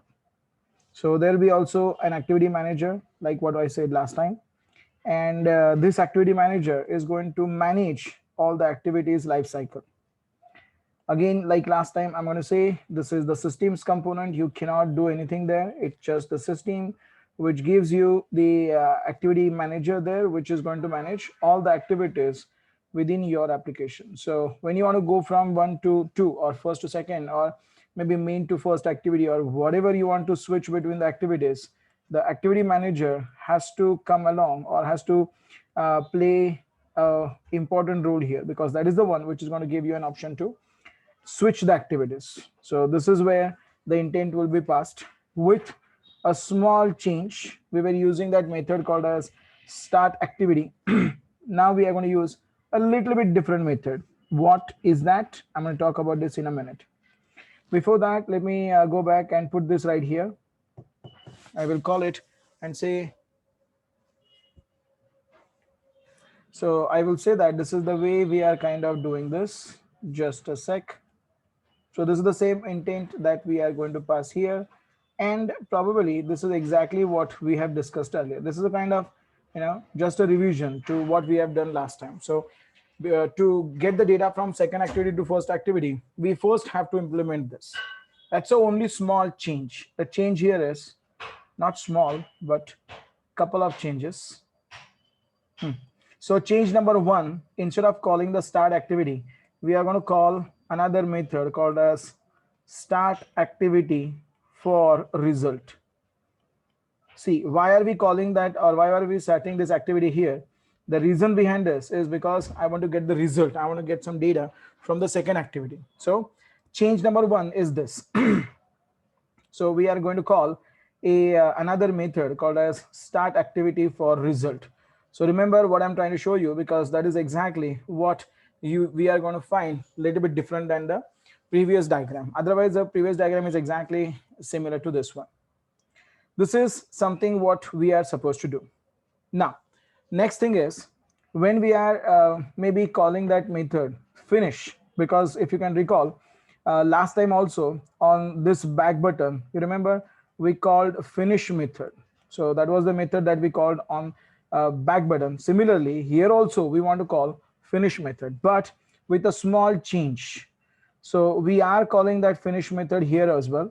But before we call that finish, maybe I can do it here. Before we call that finish, I want that finish method to create one more object. Where should I put it? Maybe I can put that here. So before I pass that, or before I call finish, I want to create an object here. This is again an intent object. Always remember, when I want to send the data across the activities, I do have only one option, and that is intent. If I want to use that intent, this intent is not used for switching between the activities.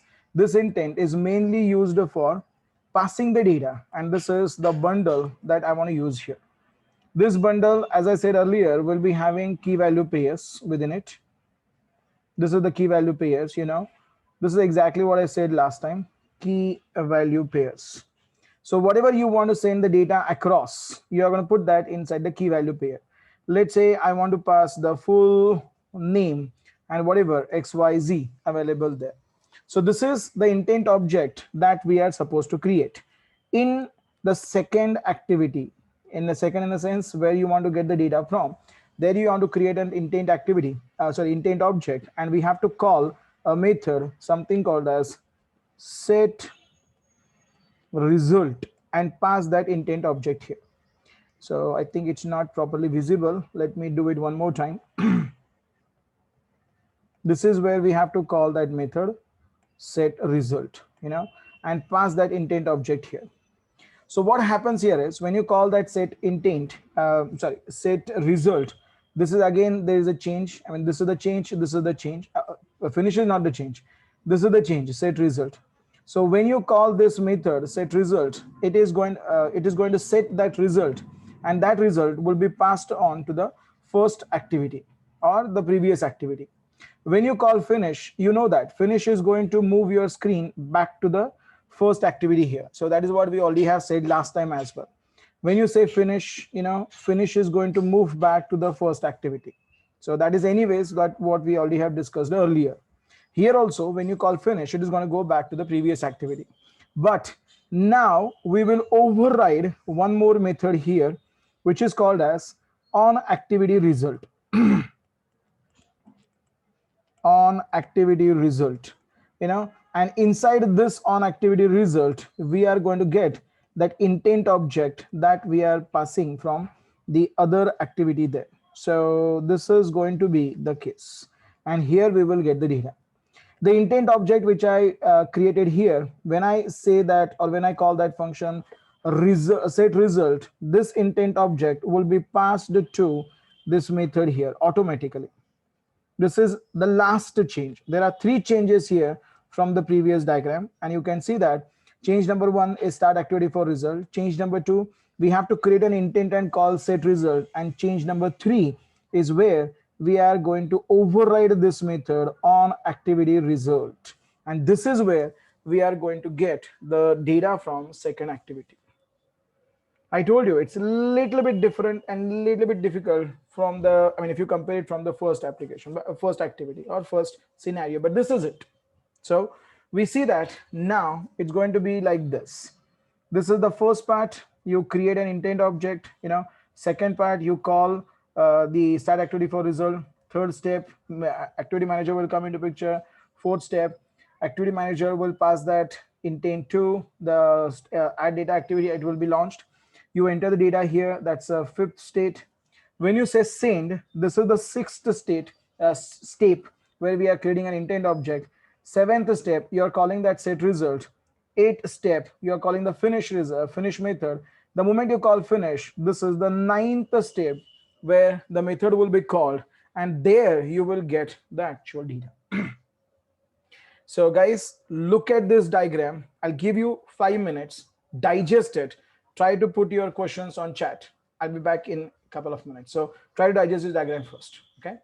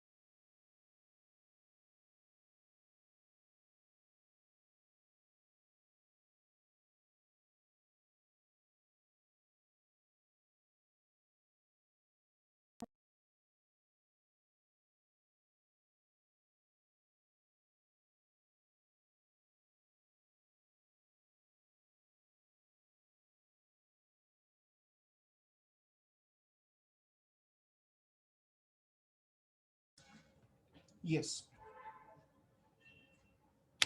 I was on mute. Himambari, I was on mute. So yes, exactly. Manjari, not getting why are we using extras from the second to first? Why not to first to second? Manjari, look at the title here. What is the title? The title here is to get the data from second activity to first activity. This is exactly what we were doing last time.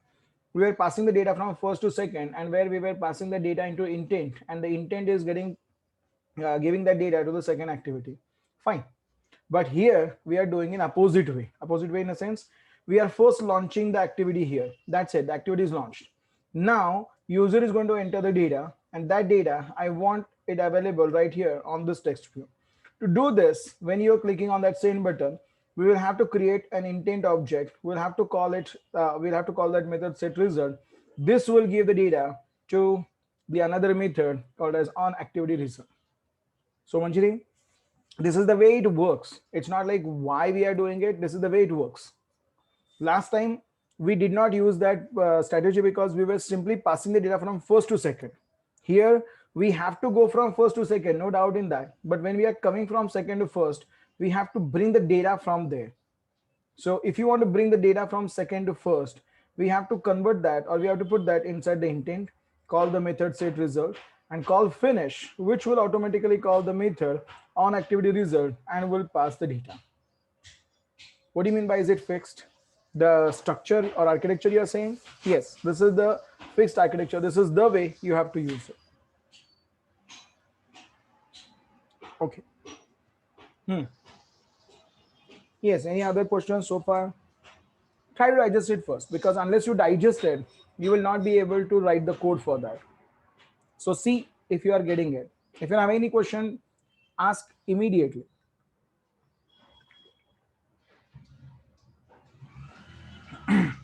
Why to use set result? The set result is the way we are saying, before you go to the previous activity, get this object, get this intent object, and then go back to the previous activity. Set result is the method which literally sends that intent object to the previous activity. And again, it's not why, it's like, what is the job of set result? The job of set result is to pass that intent object to the previous activity using that method on activity result. So that is the job of the set result there. Okay. Others?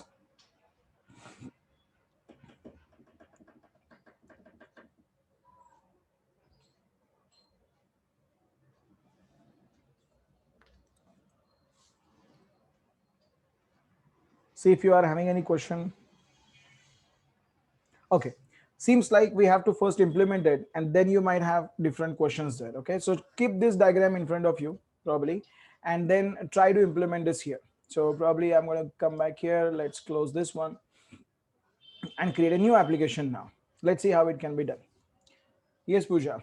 It means earlier we do pass. No, I'm not getting you. We do to pass data from first to second. Here we are not using that for the first part, from the main activity to add activity.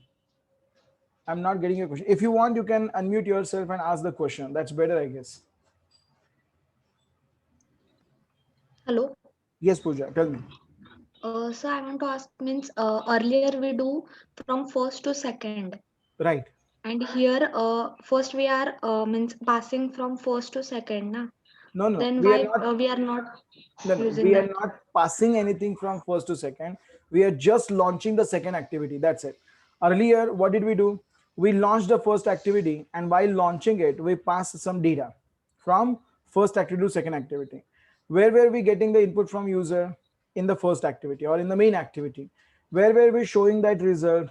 In the second activity, or in this case, Second. the first activity, right? Yes. So that was the kind of a concept we were implementing last time. Now we are doing it in exactly opposite way. We are getting the data from user in the second activity. We called it as add data activity. And whatever user is going to give me that input, we want to use it inside the input activity here, or inside the main activity here. Now you might ask, isn't it like we are going from, we are getting the data from second to first? Exactly, but to get the data from second, don't you see that? You have to launch the second activity first. Last time we didn't do it because that was the activity where we were getting the input. This time the activity itself comes second. In a sense, if I want to get the input from user, I anyway have to open this activity. I anyway have to launch this activity. And that's where this part will come into picture. In a sense, when you say something like main activity, you are going to launch the second activity, and when you are going to launch the second activity, you will get the result from user, or you will get the input from user, and that input I want to pass that to the first activity. You getting it, Pooja? Okay, sir. Okay. Yes, sir. Are you Getting. sure you are getting it? Yes, sir. Here we are launching. Okay, got that. Now watch this. Watch this. Not only for you but others. Watch this. If I'm opening the contacts application, what do you see here? It's a blank screen. Imagine that this is my main activity. Okay. In the main activity, there is a button plus. In my activity, there is a button get. Now, when you click on plus button here, when you click on get here, it's going to launch the second activity. It's going to launch the second activity here. I don't want to add activity. Just a sec. Don't want to add that. It's better. We can just keep it left. What is this activity representing? This activity is representing the add activity here. One more time. If you open your contacts application, this is my main activity, for example. And when you click on that, it shows me the second activity, like add data activity. Now, user is going to put the data here. User is going to put data here. Let's say, what is the name? I'm going to say test. Now, user is going to click on send. User is going to click on save. Now, watch what happens. When I say save, the data will be sent back to the previous screen. That's a temporary screen. If you just cancel this the data is now available here. Did you see what happened? When I got the input from user and when I clicked on the save button, or in this case, send button, whatever input user has given, now that is available on the main activity here. So this is exactly what we are representing here. I mean, today we do not know how to use the list view. Tomorrow we'll see that, but at least we can get single value from the second activity to first activity. If somehow we can do it, probably tomorrow we are going to write exactly the same application what you see in the contacts. So we are going to create a contacts application where we want to get the input from user like this. We will get the multiple inputs. We'll put that inside the list view. And yeah, that is how we can do it. I hope now the picture is clear, like what we are doing here. We are now getting the data from second activity to first activity for this particular reason, so that we can get the data from second activity and put that in the first activity like this. Now you might ask, where do you see this example? This is the same example. See, this is my first activity, for example, or main activity, for example. You click on this button and you see the data for selected contact. The test contacts is what I selected, meaning I send the selected information from first activity to second activity. This is exactly what I just showed you earlier. In any damn application, doesn't matter whether it's an Android, whether it's an iOS, whether it's a web application, whether it's a desktop application, in any damn application, there are only two scenarios. Either you are passing data from first activity to second activity, in a sense, the first screen to second screen, or you are getting the data from second screen to first screen. You try to recall any application you have developed so far, and you will see that it is going to be exactly one of these scenarios. Either you are passing the data from first activity to second activity, or you are getting the data from second activity to first activity. When I say activity, replace it by screen. So when you are having multiple screens, multiple pages, you can either pass the data from first page to second page, or you can get the data from second page to first page. That's exactly what we are implementing now. We have done, I mean, we are kind of done with the first part of it, for sending data from first to second. Now we are looking at it as second to first. This is exactly opposite of what we have done earlier. May I get now the confirmation whether have you understood the concept? Writing code is a piece of cake if you know what you are doing and what exactly is involved in order to implement the scenario here. You understood that? Very good. Okay. Now, if you say that you have understood this, let us implement this scenario very slowly. And because, I mean, it's going to be a little bit slowly because we are doing it for the first time. So I want you to focus on this. See how it can be done. These are the numbers. Remember that. So first thing, we have to create an intent object. Second thing, we have to call the start activity for a result. Third thing, we don't do anything for that. It will automatically be handled by activity manager. Fourth state, again, we don't have to do anything for that. It automatically will launch the add data. Then in the fifth step, we have to get the input from user. In the sixth step, when you click on that send button, we have to create an intent object. In the seventh step, we have to call that set result method where we are passing that intent object, and then we call the finish method. So finish method, when it goes from add activity to the main activity, it will automatically send the data whichever we have set in that result. Data in the sense, this is the intent object. We are going to pass it to, or it will get passed to on activity result, which is the overridden method in my main activity. Okay, now instead of just talking about it, let's go and create an application for this. This is going to be my application 5, I guess. And let us create this application and see how we implement that implement that scenario here, getting the data from second to first activity. Okay, so that's my first, that's my main activity. Now I'm going to create add data activity. So this is the activity. This is the empty activity. Again, I'm going to call this as, what should I call it as? Add data activity. Okay, so this is add data activity right here. And in this add data activity, I want to get the input from user, right? So I'm going to click on that. We'll come back here and then we can say, this is going to be the linear activity, sorry, linear layout. And we can say something like the orientation is equals to vertical as usual. Okay. Here we want to get the input. I'm in the second activity now. So here I'm going to go back and say this is the edit text, which is something like match parent, wrap content, you know. So this is where we have to pass a hint. We can say enter your full name, and we can pass an ID. Let's say this is edit full name. Again, this is going to be a button as usual, match parent wrap content. Okay. Then there'll be a button text like send. So when you say send, the information will be sent to the previous screen. And to do this, we are going to add a padding of 16 dp. That's it. Okay. So now we are having those two things here, like the edit text and the button. Okay, let me just go back and say on click. We don't have any method named on send, but I'm going to do it right now. So I'm going to copy this, go back to the add data activity and create that method here. So this is public void on send view v. That's it. Now I've created that. What is the name I created here? Full name, for example. So this is the full name. So I'm going to go back here and say this is going to be an edit text, which is like edit full name. As usual, when you want to get the data from user, you will have to say something like find view by ID. That's edit full name is equals to find view by ID. Something like r dot id dot what is that? Edit full name. That's it. So now we are having the edit full name here. Now we can get the input from user and we will send it back to the first activity. I have not added any code for that. I'm just creating the user interface here. I want to go back here, change that background so that you can easily understand where we are right now. So let's use this one here.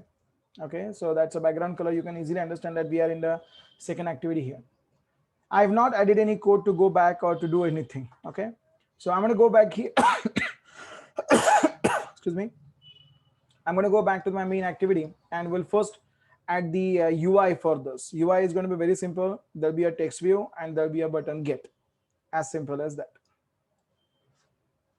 Let me go back here and say this is linear layout as usual.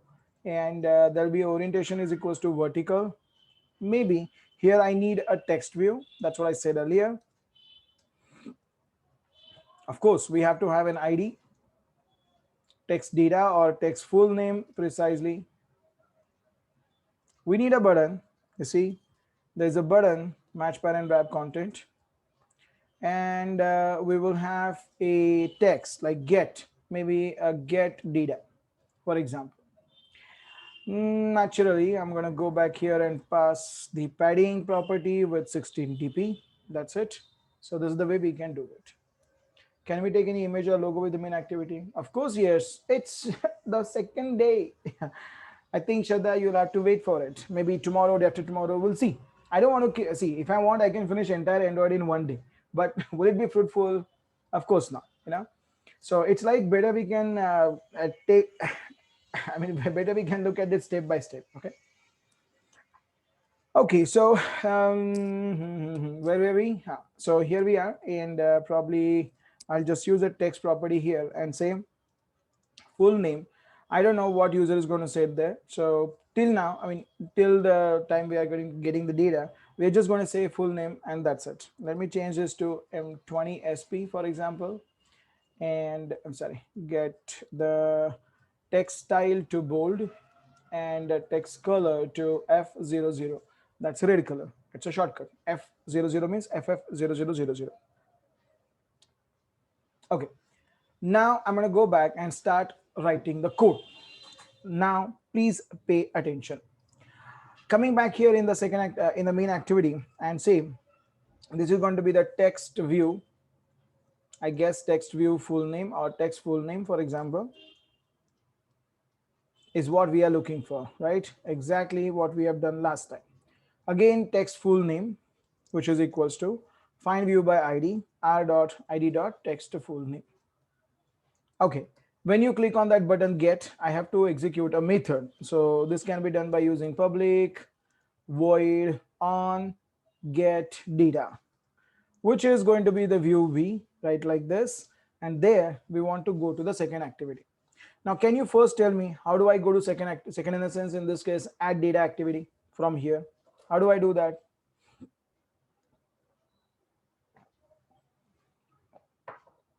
Yes, we have to create intent object. So we have to say intent is equals to new intent, and there we have to pass again the source, which is this. That's a context as well. And where you want to go to? I want to go to something like add data activity dot class. You see, there we want to get the input from user and bring it inside this activity. Forget about that how to get the input from user, but first I want to go to that activity there. This is how we can do it. The method we are going to call here, let's try that first, start activity and intent, and just see whether we can go from first activity to second activity. So this is going to be my on get data. This seems like I've not used it before, so you get the warning here, which means I'll have to go back to the main activity, and for this button we'll have to say on click method name there. Let us see whether the logic is working, whether we can go from main activity to add a data activity or not. So if I click on that add data, it goes to that second activity. If I click on that back button, it goes back to this one. So if I click on this button, it doesn't do anything, isn't it? If it is not doing anything, it's just because we haven't added any finish method there. So this is where the finish method is exactly. Now, if you pay a little bit closer attention, this is exactly the similar code that I've written earlier in the previous context, you know. So we click on that button, we go to the second activity, we click on this button, and we come back to the first activity. It is exactly what we have done in the previous context. Now you might wonder, what is so different? Because it's exactly the similar code that you have written earlier. It's not exactly similar, because now I want to change the few things here. Look at that. Change number one. Instead of calling start activity, now we have to call a method called a start activity for result. Okay. Or maybe even before that, I'm going to make this change because this is very simple change. I'll have to override this method on activity result. So inside my main activity, where am I expecting the data? Inside my main activity, I'm going to go back here and say on activity result. Sorry, on activity result. This is the method that I want to override. This is the overridden method. Every activity is going to provide that. You're just going to say on activity result here. Look at that. There is something called as a request code. There is something called as a result code. And this is the intent data. Do you remember what I said here? You are going to create an object of intent class, which is nothing but the one which is going to carry your data that you want to send from this activity to this activity. And this intent data or intent object will be passed to on activity result here, which means the data which you see here, which is of type intent, is nothing but the one which is given by the second activity. I mean, the second activity hasn't given anything yet, but it is the one which is going to give that data to us. So if you pay a little bit closer attention, this is where I'm supposed to get the data. But how am I supposed to get the data? To do this, there are three changes. Change number one, in main activity, override this method. Second, when you are calling that method or when you want to launch the second activity, do not call start activity. Instead, call start activity for result. This is the one. Instead of calling that start activity, I'm going to call that method start activity for result, where we have to pass the intent. So where we have to pass the intent, and there is something called as the request code. For now, just pass it as 0. We don't need that for now. We'll talk about that later in the other example. So today we can pass it as 0. Look at that. I am done. Excuse me. I'm done with two changes. Change number one, I've overridden the method on activity result. Second, I've replaced that start activity to start activity with start activity for result. Okay. This is done. This is done. Now the third change is in the second activity, is in the add data activity, where you are calling finish. Let me just go back to that activity here, and where you are calling finish. Just before you call finish, what am I supposed to do? Create an intent object, pass the data, whatever you want to send it to the first activity, and call set result. That's it. So coming back here, I want to create an object of that intent class by saying intent is equals to new intent. This intent will not be used for launching any activity. This intent is used for sending the data from from second activity to the first activity. So we do not need to pass this, and we do not need to know which activity this will be passed, because this is not for this is not created for launching any activity there. So we can keep it blank. It just only that we have to put the data inside it by saying intent.put extra. I guess you already have seen this method last time, where we are going to say full name, right, like this, comma. How do I get the input from user? You remember, input full name dot get text dot toString is what I'm going to get from user, which is the data that I want to transfer from this activity to the main activity. Okay, so what did I do? I created an intent object here. Now what? The last change is this: when you create an intent object, pass it to the set result method. Okay, so here I'm going to go back and say set result. And in my set result, the first parameter is the result code. I don't bother about that right now.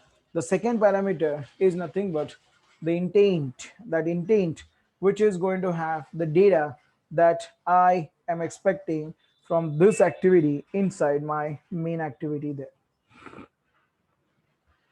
Okay, look at that. I was supposed to do 3 changes and I did them. First change, override the method on activity result. This is where I have overridden that method.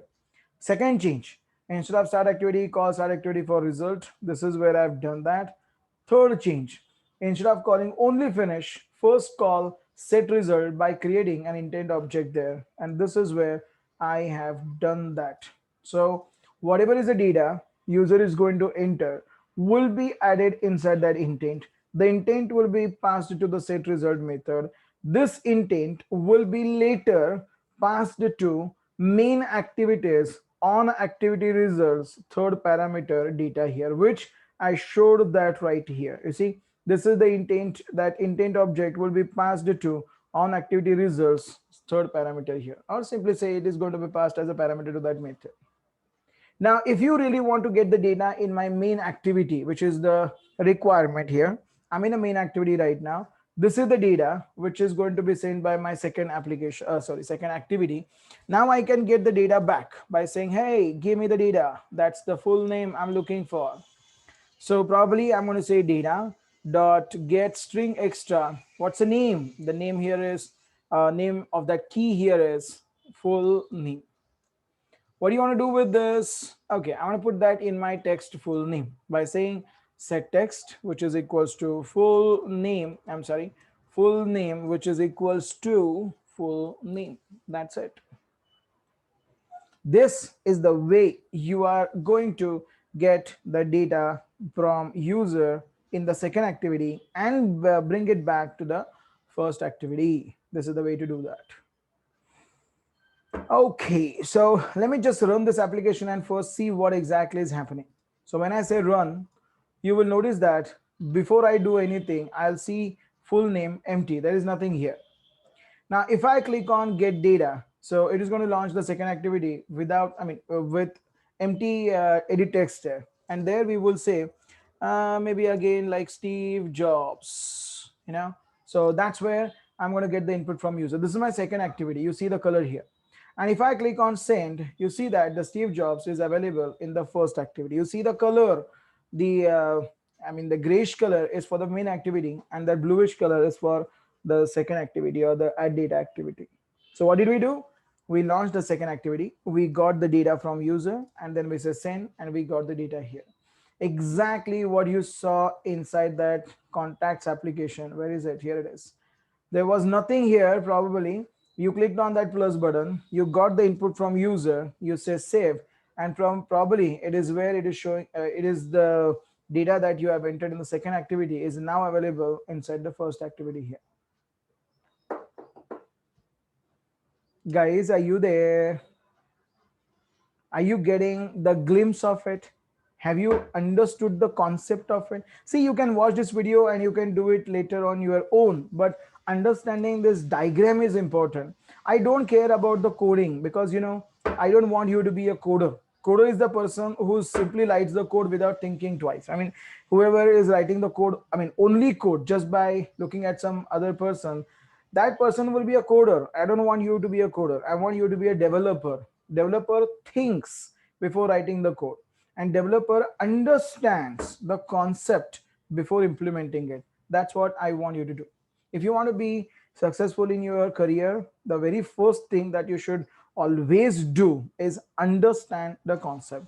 Coding will be automatically come if you know what you are doing. Many people generally focus on the code, which is very wrong. That's what I already have mentioned many a times now.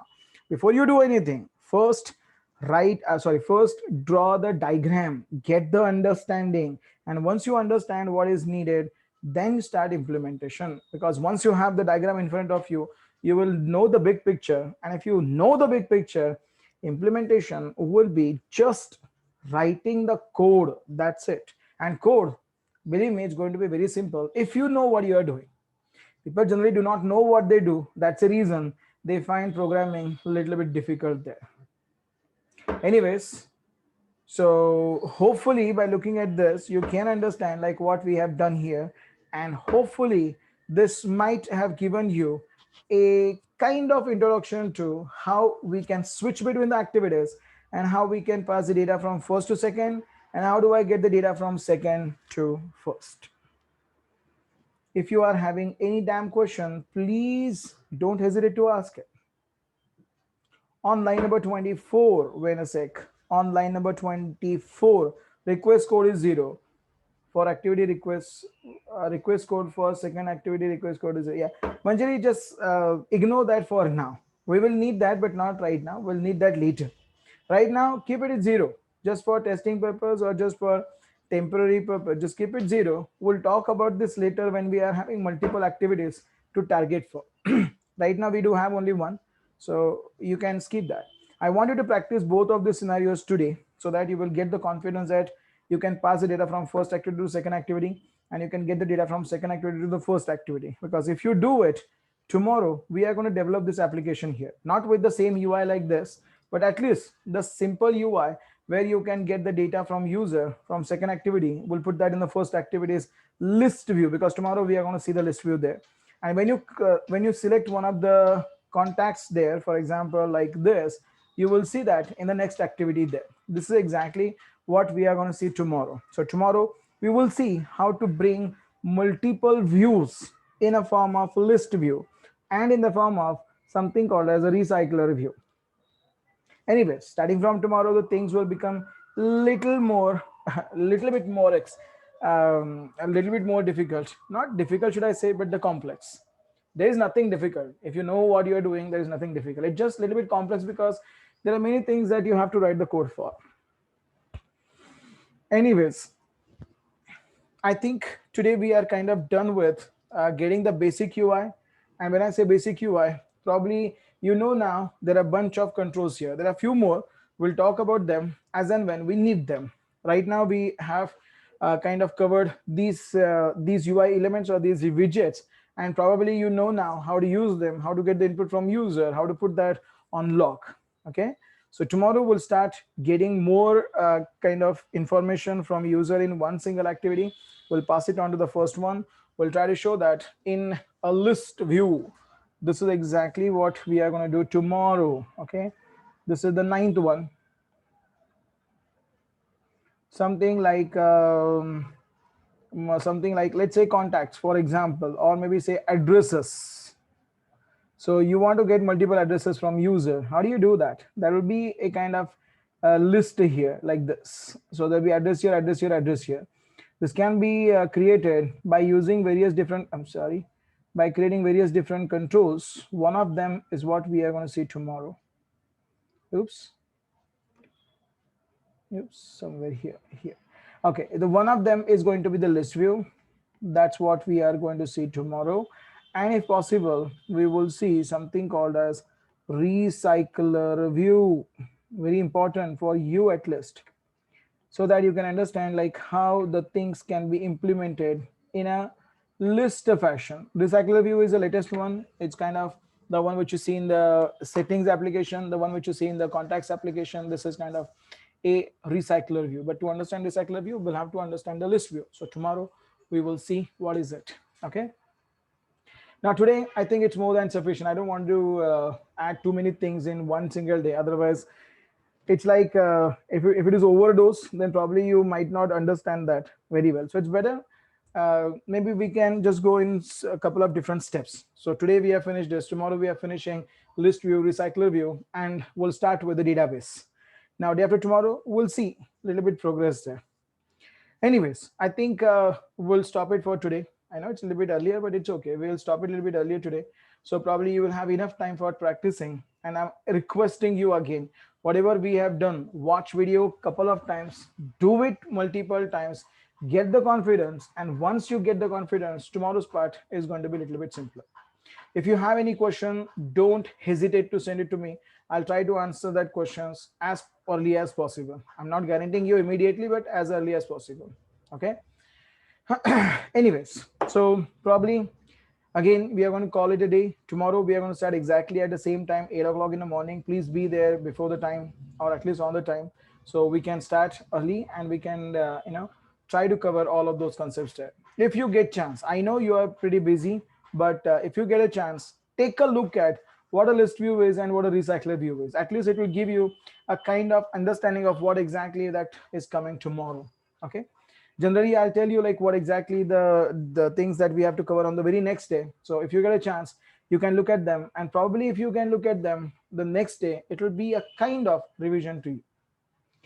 Anyway, so as usual, thank you very much for attending today's session. Really appreciate that you are sitting it for quite a long time. I don't know whether you have that habit or not. If not, you will have to build one. Just telling that. But anyways, I'll see you tomorrow at same time, 8 o'clock. Till then, bye-bye. Have a very good day ahead. And probably please practice as much as you can. Okay. See you tomorrow. Bye-bye.